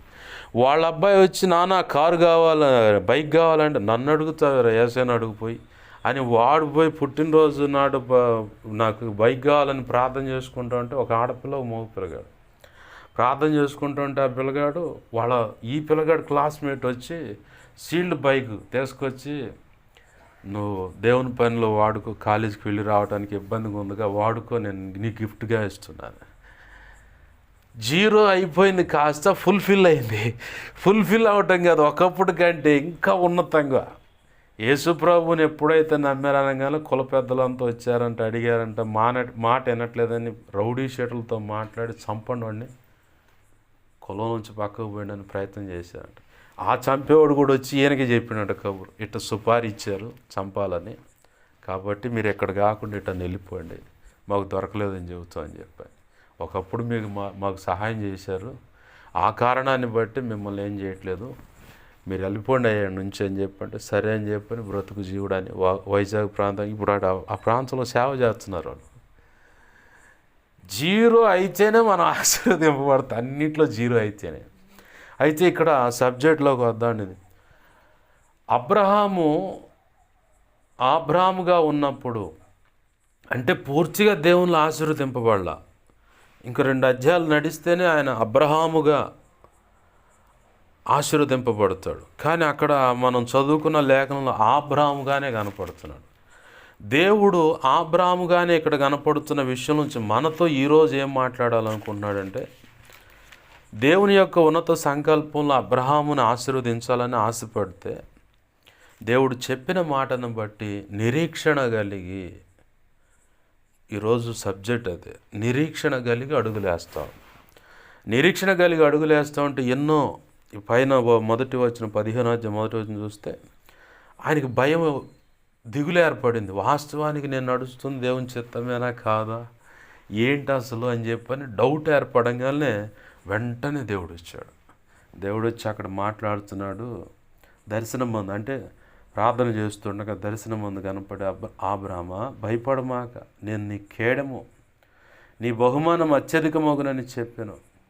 కేడెం అంటే అపవాది ఇసురుతున్నటువంటి రాళ్ళు ఇవి, అనుమానం.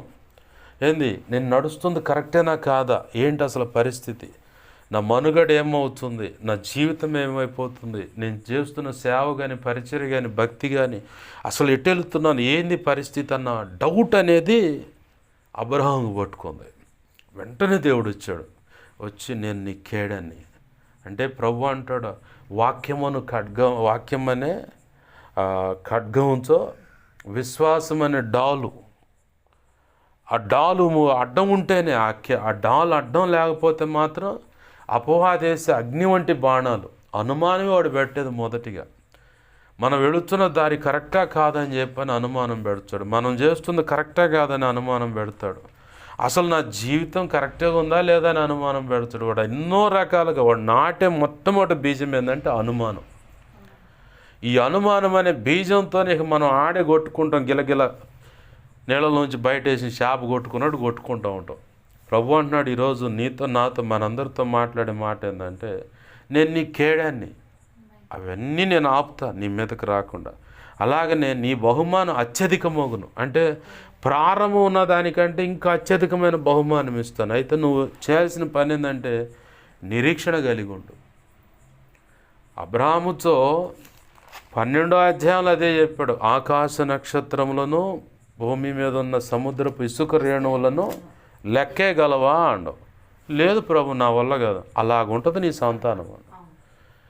నిన్ను దీవించేవాడు నేను దీవిస్తాను, నిన్ను శపించేవాళ్ళని, ఇక నిన్ను దూషించేవాళ్ళని నేను శపిస్తా. ఈ మాటలను నమ్మి నిరీక్షణ కలిగి విశ్వాసంతో అడుగులు వేయటం మొదలుపెట్టాడు. మనకి విశ్వాసం సన్నగిల్లాలంటే నిరీక్షణలో కూడా కొంచెం పలచదనం వచ్చిందంటే విశ్వాసం సన్నగిల్లుతుంది.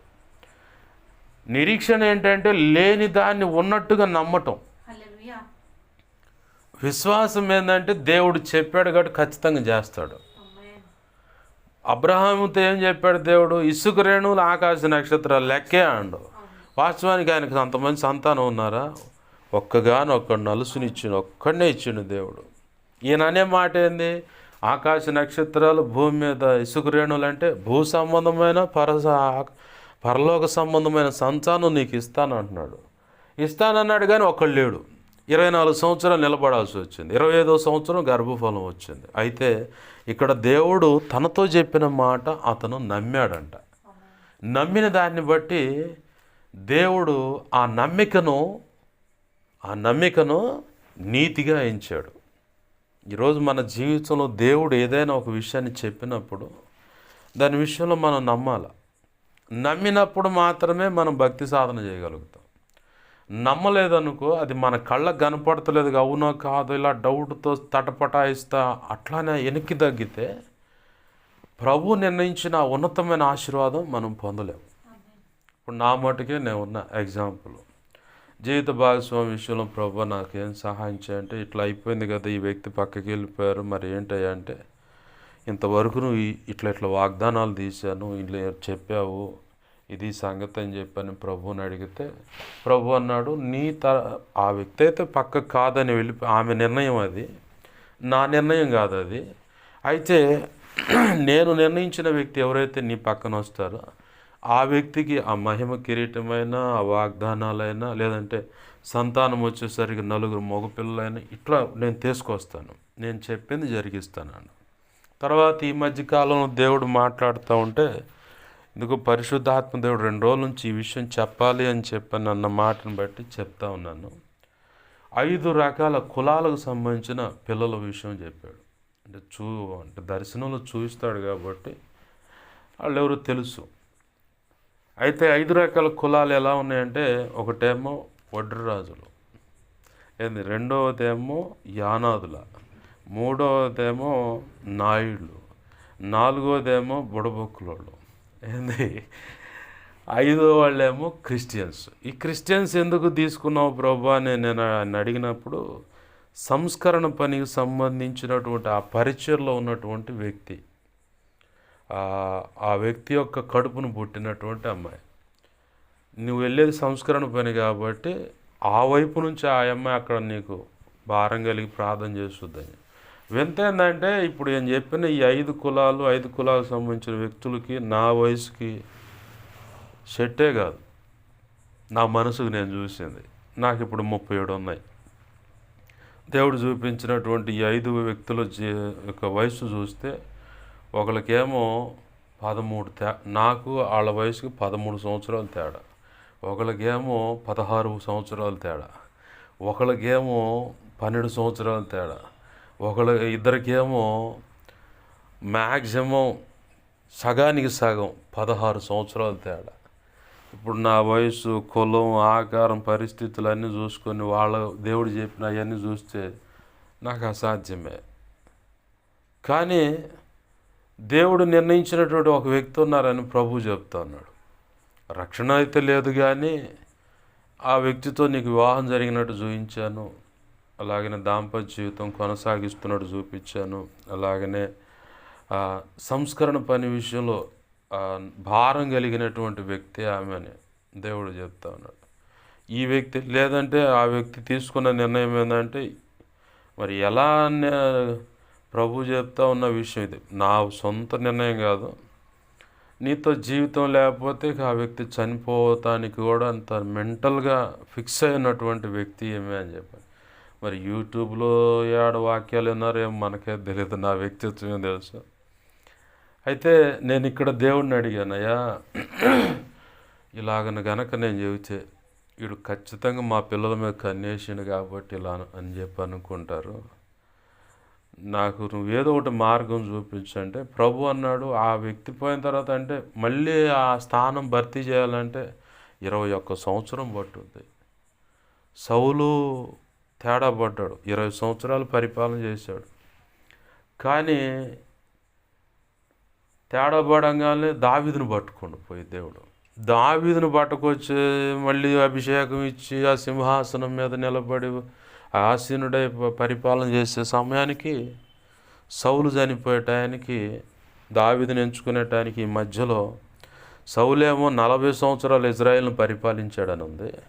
20 సంవత్సరాల కాడ నుంచి ముందుగానే దేవుడు దావీదును అంటే 21 సంవత్సరం ఆడ నాకు కనపడుతుంది.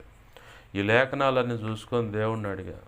ఇక అప్పుడు నా మనసుకు నాకు అనిపించి, ప్రభువా ఇప్పటి వరకు ఏ ఆడపిల్లను కూడా అల్లరి చేయాల, బజారు పట్టించలా, వాళ్ళ పరువు తీయలేదు. నాకు ఒకటే మొండి గుర్తు, ఎందుకంటే పల్లెటూరులో వాళ్ళం కదా కాబట్టి, ఎరా నీకు అమ్మ అక్క చెల్లెలు లేరా, ఇంట్లో ఆడపిల్లలు లేరా, ఇలా చేసావింది అని అంటారు, కుటుంబమే పెద్దది, పరువు పోయే తీసినోడిని అవుతాను, ఇలాంటివన్నీ మైండ్లోకి తెచ్చుకొని ఇది నువ్వు చెబుతున్నా కానీ నాకు నమ్మబుద్ధి కావట్లేదు ప్రభు అని. అలాగనే సేవలోకి వచ్చేసరికి దేవుడు చెప్పిన పాటలు రాసిన, పుస్తక రచన, సేవకు గాను ఇవన్నీ నాకు చెప్పినప్పుడు నేను నమ్మల.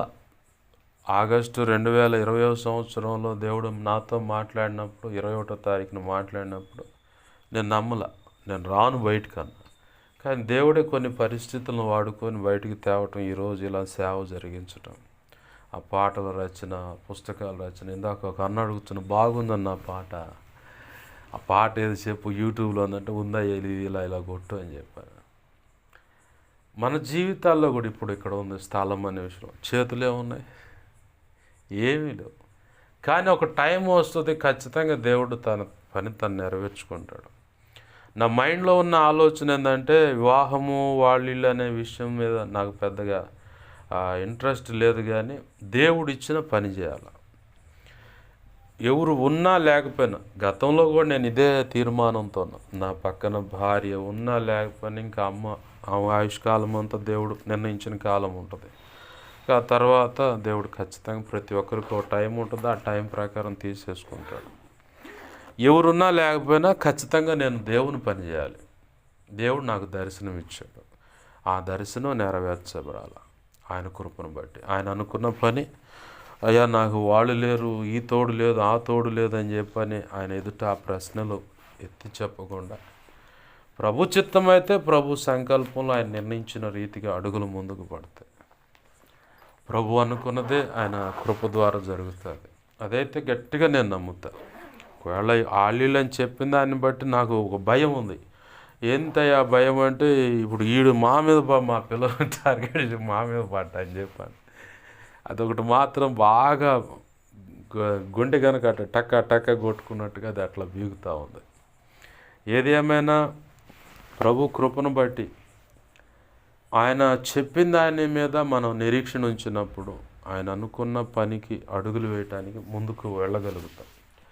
అపవాది ఏం చేస్తాడంటే, అనేక రకాల కారణాలను చూపించి మన ఎదుట అనేక అభ్యంతరాలు కూడా చూపించి, చివరికి ఎక్కడి దాకా అంటే, ఈరోజు గమనిస్తే అమ్మ వచ్చింది, నిన్ననే పొద్దున గ్యాస్ అయిపోయింది, అయ్యా అయ్యే వచ్చిందని ఆయిల్ కొడుచుకుని పడొచ్చా, ఇంకా గ్యాస్ లేదు, బియ్యం లేదు, ఏం లేదు. ఎఫ్సీ రైస్ అంటే కోటా బియ్యం కూడా మొన్ననే తుడిచేసాను, అయ్యా అయిపోయినాయి అని. సరే ప్రభువే చూసుకుంటాడు మిగతా, ఈ అనుభవం దేనికి ఇచ్చాడు అని చెప్పని మీటింగ్స్ చూసుకుంటేనేమో రూపాయి ఉంది జేబులో, రూపాయే ఉంది. కావాల్సినవన్నీ దేవుడు తన కృప చొప్పున అవన్నీ ఇచ్చి, మిగతా అన్నీ అయిపోయిన తర్వాత చివరి రోజు భోజనం కూడా ఏర్పాటు చేయడానికి వేరొక వ్యక్తిని వాడుకొని అన్నీ తెచ్చి అయిపోయిన తర్వాత మళ్ళీ జేబు చూస్తే ఆ రూపాయి ఉంది, ఇప్పటికి అదే రూపాయి ఉంది. ఏంది ప్రభు కృపను బట్టి ఒఫిరే గారు అన్నారు, సంస్కరణ పనిలో నీకు అప్పటికప్పుడు కావాల్సింది సడన్గా నీ చేతికి వస్తే ఎంత కావాలో అంతే వస్తే అంత ఖర్చు అయిపోయిన తర్వాత నీ జేబులో ఇంకేం ఉండవు. అట్లనే జరుగుతుంది. ఎందుకంటే ఆయన వ్యక్తిగతంగా అనుభవించి చెప్పిన మాట కాబట్టి. ఏదేమైనా ఏ పరిస్థితులు ఎలా ఉన్నా ప్రభు చెప్పిన మాట మీద దృష్టి నిలిపి ప్రభు అనుకున్న ఉన్నతమైన సేవలో కొనసాగి నిరీక్షణ కలిగి, ఒకవేళ నిరీక్షణ సన్నగిల్లే పరిస్థితి కనపడుతున్న, విశ్వాసం సన్నగిల్లే పరిస్థితి కనపడుతున్న, దేవుని పాదాలు పట్టుకున్నాయా ఈ విషయంలో ఇక్కడ నన్ను ఒడ్డుని నాకు సహాయం చేయను ఖచ్చితంగా ఆయన అడిగితే ఆయన కృపణిస్తాడు. అబ్రహాం దగ్గర ఆ గలిబిలి వస్తుంది అనుకోగానే దేవుడు వచ్చి దర్శనంలో మాట్లాడు, నువ్వు భయపడు మాకు నేను ఉన్నానని. అట్లానే ప్రభు మరి శ్రేష్టమైన భక్తుల జాబితా బైబిల్లో ఉంది. వారు నడిచిన విధానం, దేవునితో అడుగులు వేస్తున్న విధానం మనం గమనిస్తూనే ఉన్నాం. మనల్ని కూడా దేవుడు తన కృపను బట్టి తను అనుకున్న రీతిగా, నేను అనుకున్న గతంలో మీరు చెప్పినప్పుడు ఇలా కోటాలు ఇక్కడ పెట్టనీరు అనుకున్నప్పుడు దేవుడు చెప్పాడు 2026 సంవత్సరంలో ఇక్కడ 3 రోజులు 6 కోటాలు జరుగుతాయి, నీకు ఎందుకు ఆడ బా, ఆ స్థలం నీకు ఇస్తాను, నేను రిజిస్ట్రేషన్ కూడా సౌండ్ ప్రూఫ్ మందిరం కట్టిస్తాను, ఎంతకాలం అంత డబ్బు నీకు ఇస్తాను, పుస్తకాలు రాసిన ప్రింట్కి కావాల్సిన డబ్బులు మొత్తం నేను ఇస్తాను, పాటల రచనకి ఆయన చెప్పిన ప్రతి దానికి కావాల్సిన ఆర్థికంగా అన్నీ ఇస్తానని ప్రభు మాట్లాడుతాను. ఈరోజు కూడా మాట్లాడతాను, నేను ఇస్తాను నీకు ఎందుకు. ఇక నమ్మటమే మొండిగా, అబ్రహాం గారు నమ్మినట్టుగా మొండిగా నమ్మి ప్రార్థన చేయటమే ఆయన నిర్ణయ కాలంలో ఖచ్చితంగా. కాదనుకొని పోయిన వాళ్ళు కూడా వెనకాల పడి వచ్చారు, వాళ్ళు సిగ్గుతో ఏడో కూర్చుంటారు, మనం మాత్రం ఉన్నతంగా దేవుని పనిలో ఉంటాం. ఏంది నమ్మిన వాడిని బట్టి దేవుని కార్యం. ప్రభు అన్నాడు, నువ్వు నమ్ముతున్నావా? నమ్ముతున్నానయ్యా అంట, అపనమ్మిక కలగకున్నట్లు నువ్వు కార్యం చేయన్నాడు ఆ కుమారుడి దగ్గర తండ్రి. మనం కూడా ఒకవేళ డౌట్ ఉందా, ఏదో ఒక సూచన చూపించి అడగటం. గిజ్జని అడుగుతాడు, నాకే ఫిలిస్తీన్లు ఇచ్చే మాట అయితే ఇదిగో ఈ మంచు ఈ గొర్రె బొచ్చు మీద పడాలి ప్రభు, చుట్టుపక్కల గొరవకూడదు, మళ్ళీ ఆడే పడాలి. సరే పో అను. మళ్ళీ తెల్లారంటే డౌట్, మళ్ళీ అయ్యా కోప్పడమాక, ఈసారి గొర్రె బొచ్చు తప్పించి చుట్టూ పడాలి మంచు అను. సరే పో అను. అట్లా చేసి ఇక పదా అను. తీసుకుపోయి ఏం చేసిన 32,000 మంది వస్తే 22,000 మంది పోయారు, 10,000 మంది ఉన్నారు. ఏంది ప్రభు ఏమో తీసుకోము, వీళ్ళు కూడా ఎక్కువే నాకాడు, మనకెట్టుంటుంది. ఇదేంది ప్రభు 32,000 మంది వస్తే 22,000 మంది పోతే 10,000 మంది, వీళ్ళు ఇది వాళ్ళే మందగా ఉన్నారంటే నాకు వీళ్ళు కూడా ఎక్కువ. నీళ్ళ దగ్గర దేశపోళ్ళని పరీక్షించాలండి, ఆడకపోతే ఈ మొత్తం పక్కకు పోయారు, 300 మంది మిగిలారు. వీళ్ళు చాలు పద. ఆ 300 మందితో ఫిలిస్తీన్ల దండు మొత్తాన్ని తరమటం జరిగింది, సంహరించటం జరిగింది. ఆ పట్టణం మొత్తం దోచుకోవటం కూడా జరిగింది. ప్రభు చేసే పనులు అట్నే ఉంటాయి, కొద్దిలోనే ఆయన చేసే అద్భుతాలు అంత గొప్పగా ఉంటాయి. కాబట్టి ప్రభు పాదాలు పట్టుకొని ప్రార్థన చేద్దామండి. నిరీక్షణ ఏదైనా దేవుని పాదాలు పట్టుకొని ప్రార్థన పూర్వకంగా దేవుణ్ణి అడుగుదామండి, ప్రార్థన చేద్దాం.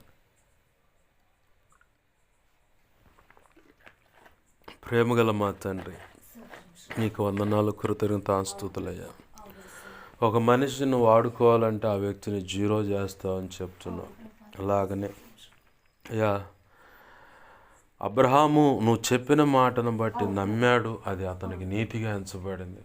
ఈరోజు మేము ఉన్నాం ప్రభా, నువ్వు సెలవిస్తున్నవన్నీ మేము నమ్ముతున్నామయ్యా.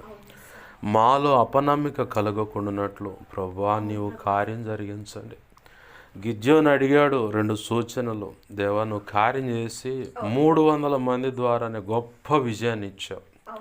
అయ్యా ఇదిగో తండ్రి, నీవు చెప్పిన మాటను బట్టి ఇదిగో దేవా, అయ్యా ఇదిగో అడుగులు వేసిన దాన్ని బట్టి ఎంతో ఉన్నతమైన ఆశీర్వాదం పొందారు. అయ్యా నా జీవితంలో వివాహం విషయంలో ఇలా అని చెప్పావు. కానీ దేవా ఆనాడు యోసేపు కన్యకైన మరియలు వారు తీసుకున్న నిర్ణయాన్ని బట్టి ఇరువురు పేదలు సమ్మతించటం ద్వారా దేవుని యొక్క పని జరగటం కోసమే ఇదిగో దేవుడే ఈ పని చేస్తున్నాడని ఆ ఇరువురి పక్షంగా దేవా తల్లిదండ్రులు పెద్దలు సమ్మతించారు కాబట్టి వాళ్ళు ఎన్ని నిందల అవమానాలు ఎదురైనా సరే వాటిని లక్ష్య పెట్టలేదు. ఎందుకంటే మొదటిగా కుటుంబం సపోర్ట్ చేసింది ఇరుపక్షాలుగా. అటు ఆమె తల్లిదండ్రులు ఇటు ఇతని తల్లిదండ్రులు ఇద్దరు సపోర్ట్ చేశారు కాబట్టి నిరీక్షణ కలిగి ప్రభా విశ్వాసంతో నా ప్రభు కొరకు ఎన్ని నిందలైన అవమానాలు మేము అనుభవించడానికి సిద్ధమే అని బ్రతికినంత కాలం ఆ అవమానాలు నిందలు దేవవారు అనుమతింపబడిన దాన్ని బట్టి ఆ అవమానాలు నిందలు హేళనలు ఇంకించేది ఏవైనా వారు అనుభవించారు. కానీ ఈరోజు చరిత్రకెక్కారు ప్రభా. అయ్యా ఇదిగో తండ్రి లోక రక్షకుడికి తల్లిదండ్రులకు వారు పిలువబడ్డారు. ఇదిగో తండ్రి భూమి మీదకి దేవా నీవు అడుగు పెట్టడానికి కన్యకైన మరియమ్మను వాడుకున్నావు. అందుకు ఇరువురి పక్షాలకు ఇదిగో తండ్రి భర్తగా ఇదిగో తండ్రి యోసేపుకి ప్రదానము చేయబడింది. అతన్ని కూడా సరిచేసావయ్యా. ఇదిగో తండ్రి నువ్వు సెలవిస్తున్నటువంటి ఇదిగో దేవా అన్ని విషయాల్లో ఎవరెవరు ఎక్కడ ఎలా సరిచేయబడాలో నీ చిత్త ప్రకారం వారు సరిచేయబడటానికి సహాయం చేయి. అన్ని విధాల నీ కృపా కార్యములు జరిగించండి. నీవు అనుకున్నదే జరగలేస్తున్నాము. మా స్వచిత్తము కాదు, అపవాదేసిన దేవ ఎత్తుగడలు వాడి ప్రయత్నాలు కాదయ్యా. ఇదిగో తండ్రి మా జీవితాల్లో ఏది అనుమతించినా నీ చిత్తమే జరగాలి ప్రభు. పరిశుద్ధాత్మ దేవుడా దాసుడు చెప్పాడు, పరిశుద్ధాత్మ ద్వారా ఎందరైతే నడిపించబడతారో వారిని అనేక రకాల అనుభవాల్లో నుంచి దేవుడు తీసుకెళ్తాడని. అలాగనే నీ చిత్త ప్రకారం అయ్యా మమ్మల్ని నడిపించండి. ఆ పరిస్థితుల్లో మేము నేర్చుకోవాల్సింది మాకు నేర్పండి అయ్యా. నీవు అనుకున్నటువంటి పోలికగా మార్చండి ప్రభువా. నీకు వందనాలయ్యా. అయ్యా ఉలి చేత పట్టినప్పుడు శిల చెక్కబడుతుంది, తర్వాత రబ్బింగ్ చేయబడిన తర్వాత పాలిష్ చేయబడుతుంది, అప్పుడే షైన్ వస్తుంది అయ్యా. అయ్యా మా జీవిత కాలం అంతా ఇలా ఈ అనుభవం ఉంటుందని చెబుతున్నాం. సేవ అయినా సంఘ పెద్దని పరిచారక విశ్వాసులైనా సరే అందరి విషయంలో ఇలానే ఉంటుంది అంటున్నాం ప్రభు. ఎందుకంటే క్రీస్తు పోలిక అంతరంగంలోనూ బాహ్య పరంగా కూడా కనపడాలని దేవా కనికరించండి. ఎక్కడైనా మేము ఇంకా మమ్మల్ని మేము మా తలంపులు ఊహలు ఆలోచనలు హృదయ మనస్సులో మాటలు ఎక్కడ ఏ కోణంలో అయినా మేము జీరో కాలేదేమో అయ్యా. అయ్యా అయ్యా అయ్యా అయ్యా మేమంటూ ఏమీ లేదయ్యా, అంతా నీవే అనే మాట పరిపూర్ణమైన హృదయంతో ఆ మాట బయటికి రావట్లేదు.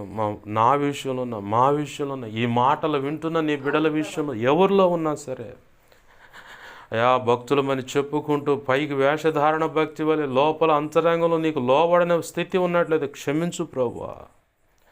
సరిచేయబడటానికి సహాయం చేయండి. నీ ఆత్మ కార్యములు జరిగించండి అయ్యా. ఇదిగో ఈరోజు ఈ పలానా వ్యక్తులు కలవట్లేదు అనుకుంటున్నాం, రానున్న దినాల్లో వాళ్ళని నువ్వే తీసుకొని వస్తావని కూడా మమ్మల్ని మేము దేవా ఇదిగో నిన్ను పక్కన పెట్టి మేమేదో చేయాలన్న విషయాలు కూడా తేటగా చెప్తున్నాం దేవా. దేవునికి కాలానికి అప్పచెబితే దేవుడే అనేక విషయాలు వాడుకొని తీసుకొస్తాడు అంటున్నాం దేవా. నీకే వందనాలు, కృతజ్ఞతాస్తుతులు చెల్లిస్తున్నావు. ఈ సమాజంలో పరిచయ విషయం అన్ని విషయాలు నువ్వు సూటిగా మాట్లాడుతున్నావు. నీ కార్యములు జరిగించు, నీ చిత్తము నెరవేర్చమని ఇక్కడున్న బిడ్డలందరిని ఆశీర్వదిస్తున్నాను ప్రభా. ఇదిగో ఉపవసించి గతంలో ఇప్పుడైనా ప్రార్థిస్తున్న బిడ్డలను ఆశీర్వదిస్తున్నాను. నీ కుమార్తెను బిడ్డలను దేవా పరిచయను ఆశీర్వదిస్తా ఉన్నాను అయ్యా. కళ్యాణ్ అతని భార్య పిల్లలు కుటుంబ సభ్యులను దర్శించండి అయ్యా. ఆ బిడ్డ అన్యులుగా రక్షణ లేకుండా దర్శించి రక్షణలోకి తీసుకురా. ఈ సంఘములో ఈ పరిచర్యకు మూల స్తంభంగా కుటుంబం ఉంటుంది. నీ చిత్త ప్రకారం జరిగించమని బతిమలాడుతున్నాం ప్రభు. అయ్యా నీ కుమార్తె పిల్లలను కూడా ఆశీర్వదించు అయ్యా. నీ సేవలో వాడుకుని వారి భవిష్యత్తులో ఆశీర్వాదకరంగా ఉండాలని సహాయం చేయి. జాబ్ విషయంలో కృప దయచేయ. వారి జీవిత భాగస్వాముల విషయంలో నీ చిత్తమైన వ్యక్తులను ప్రభు బిడ్డలకు జతపరచమని వాళ్ళు ఘనంగా జరిగించమని. చిన్న కుమార్తె మిషనరీగాను, పెద్ద కుమార్తె నీ కుమార్తెకు దేవా తల్లికి సహకారిగా సేవకురాలుగా ఉంటుందని నువ్వు సెలవిచ్చింది నెరవేర్చమని. నీ ఆత్మకార్యములు జరిగించమని. తప్పిపోయిన వారిని సరిచేసి పట్టుకురామని కృతజ్ఞతాస్తుతులు చెల్లిస్తూ వాక్యాన్ని హెచ్చించుకుంటూ నీ నామాన్ని గణపరుచుకుంటూ నన్ను మమ్మల్ని చేతులకు అప్పచెప్పుకుంటూ 2 తిమ్మోతి 1:12 నీ చేతులకు అప్పచెప్పుకుంటూ మాకు మా మీద ఇంకెవరికైనా కళ్ళలో నిద్రలో దర్శనం స్వప్నాలు చూపించబడి సమస్త చీకటి శోధనడు ప్రభువాన్ని మహాపునరుద్ధాన శక్తిని బట్టి సిలువ రక్తాన్ని బట్టి బంధించి లయపరిచిన కృతజ్ఞతాస్తుతులే. మాకు మా మీద ఇంకెవరికైనా కళలో నిద్రలో దర్శనం స్వప్నాలు చూపించబడ్డ సమస్త మంచి కళ్ళు మంచి స్వప్న నిద్రలో చూసిన సమస్త మంచి యేసు నామములోని మహాపునరుద్ధాన శక్తిని సిలువ రక్తాన్ని బట్టి త్వరపెట్టవి. నీ సంతోషం పరిపూర్ణ త్వరపెట్టవి జరుగునుగాక నెరవేర్చబడునుగా. త్వరపెట్ట జరిగేలా చేసి నెరవేర్చిన కృతజ్ఞతాస్తులు మా కోసం ప్రార్థించిన రీతిలో అడిగిన వాడు మా సంఘ దైవజనుడు తెలియపరిచి ప్రార్థన చేయించిన దైవజనుడితో మా సంఘ తెలియపరచు. ఇలా అడుగుతున్న ప్రతి ఒక్కరిని ప్రార్థిస్తున్న వీళ్ళని దర్శించండి, వారి అవసరత అక్కడ తీర్చండి. మా కోసం, నా కోసం, పరిచయం కోసం అన్ని విధాలు ఉపవసించి ప్రార్థిస్తున్న బిడ్డలు గతంలో ఇప్పుడు ఉన్నారయ్యా. వ్యక్తిగత కుటుంబ ప్రార్థనలని ఇలా ప్రార్థన చేసి రాత్రి వేళ కనిపెట్టి ప్రార్థన చేస్తున్నారు. బిడ్డను దీవించండి, దర్శించండి, రక్షించండి. అన్ని విధముల ఆధ్యాత్మిక, భౌతిక, ఆర్థిక, ఆరోగ్యపరం కొలతలేని దీవెల నుంచి బలపరిచి అభిషేకించి నీ సేవలో గొప్పగా వాడుకోండి. ఈ వారంలో ఉన్న సంఘ క్రమాలను దీవించి ఆశీర్వాదకరంగా జరిగించమని అయ్యా నీ కృపను బట్టి ఇదిగో తండ్రి ఆ సభలో ఆశీర్వాదకరంగా జరిగించావు. మొదటి సభలో 21 ఇస్తరాకు వాడామయ్యా. ఇదిగో ఈరోజు అయ్యా ఇదిగో తండ్రి 3వ కోటాల విషయంలో అద్భుతం జరిగించినందుకు అనేక అద్భుతాలు జరిగాయని ఇదిగో తండ్రి కొంతమంది దేవా ఇదిగో నేను వింటున్నాను పరిశుద్ధాత్మ దేవుడా 8 మంది రక్షణ పొందారని నేను విన్నానయ్యా నీ సన్నిధానంలో. అయ్యా ఈ 3 రోజులు సభలో వాక్యాలు విని అయ్యా 8 మంది రక్షణ బాప్తిస్మంలోకి వచ్చారని పరిశుద్ధాత్మ దేవుడు నీ సన్నిధిలో ఉండక చెప్తున్నావు. అందును బట్టి నీ కృతజ్ఞతాస్తుతులయ్యా. అయ్యా వాక్యాలు విని ఎక్కడ ఎంతమంది 8 మంది రక్షించబడ్డారో ఆత్మని చేతులకు అప్పచెబుతున్నావు. పట్టుకో ప్రభు, కృపలో భద్రపరచు, క్షేమ సమాధానం. మా కళ్ళ ముందైతే బాప్తిస్మాలు జరగలేదు, కానీ సోషల్ మీడియా ద్వారా వాక్యాలు విని బలపడి 8 మంది బాప్తిస్మం పొందారని సెలవిస్తున్నాను. అందుని బట్టి నీ కృతజ్ఞతాస్తుతులు చెల్లిస్తున్నావు. ఈ ఆత్మల సంపాదన బట్టి నీకు వందనాలయ్యా, నీ చేతులకు అప్పచెబుతున్నావు. దేవా రానున్న దినాలు ఇంకా అద్భుతాలు జరిగించి నీ నామాన్ని గొప్ప చేసుకోమని ఈ అల్పుడు బాప్తిస్మాలు ఇచ్చి నిన్ను గణపరచడానికి కూడా కృపణది.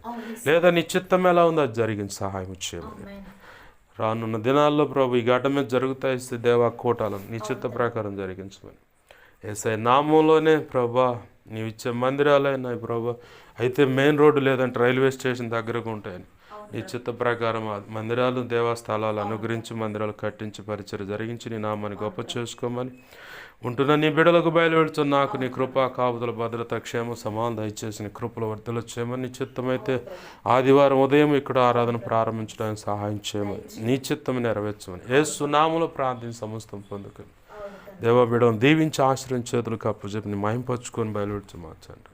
ఆమేన్. ఇప్పుడు మన తండ్రి అయిన దేవుని ప్రేమయు ఆయన ప్రియకుమారుడైన యేసుక్రీస్తు వారి కృపయు పరిశుద్ధాత్మ దేవుని అన్యోన్య సహాయ సహవాసమును సమకూడిన ప్రార్థనలోకి పిలుస్తున్నా.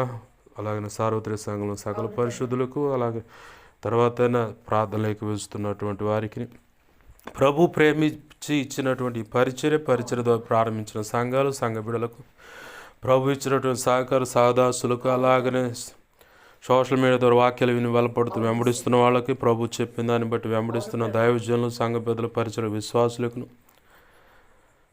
ఈ ప్రాంత ప్రజలకు పరిచయకు ఇక్కడున్న దేవా సంఘాలకు అన్నిటికీ సమస్తమునకు సంఘ బిడలకు నిత్యత్వము చేరుపరే సదాకాలం ప్రభు కృప చూడే నడిపించునుగాక. ఆమేన్. యేసు రక్తమునకేచే ప్రభు యేసు రక్తమునకేచే ప్రవేశనామును సంపూర్ణమైన విజయం కలుగును గాక. అపవాది వాడి దోతలు చీకటి అంధకార శక్తుల క్రియలు అవి ఎంత ప్రమాదం మాదిరి ప్రయోజనం అవి ఏవైనా సరే వాటి అన్నిటికీ అనంతనాశనం సర్వనాశనం నిత్యనాశనం కలుగును గాక. యుద్ధం యెహోవా, వాటిని ఆశ్రయించిన వారికి దేవుడు యెహోవా ఈరే దేవుడే వాడిని చూసుకొను గాక. ఆమేన్. యేసు రక్తమునకే జయము జయము జయం. ఆమేన్. హల్లెలూయా హల్లెలూయా హల్లెలూయా. అందరికీ వందనాలు. ప్రభు యొక్క మహా ఉచిత కృప మనందరికీ తోడే నడిపించునుగాక. ఆమేన్. ఆమేన్.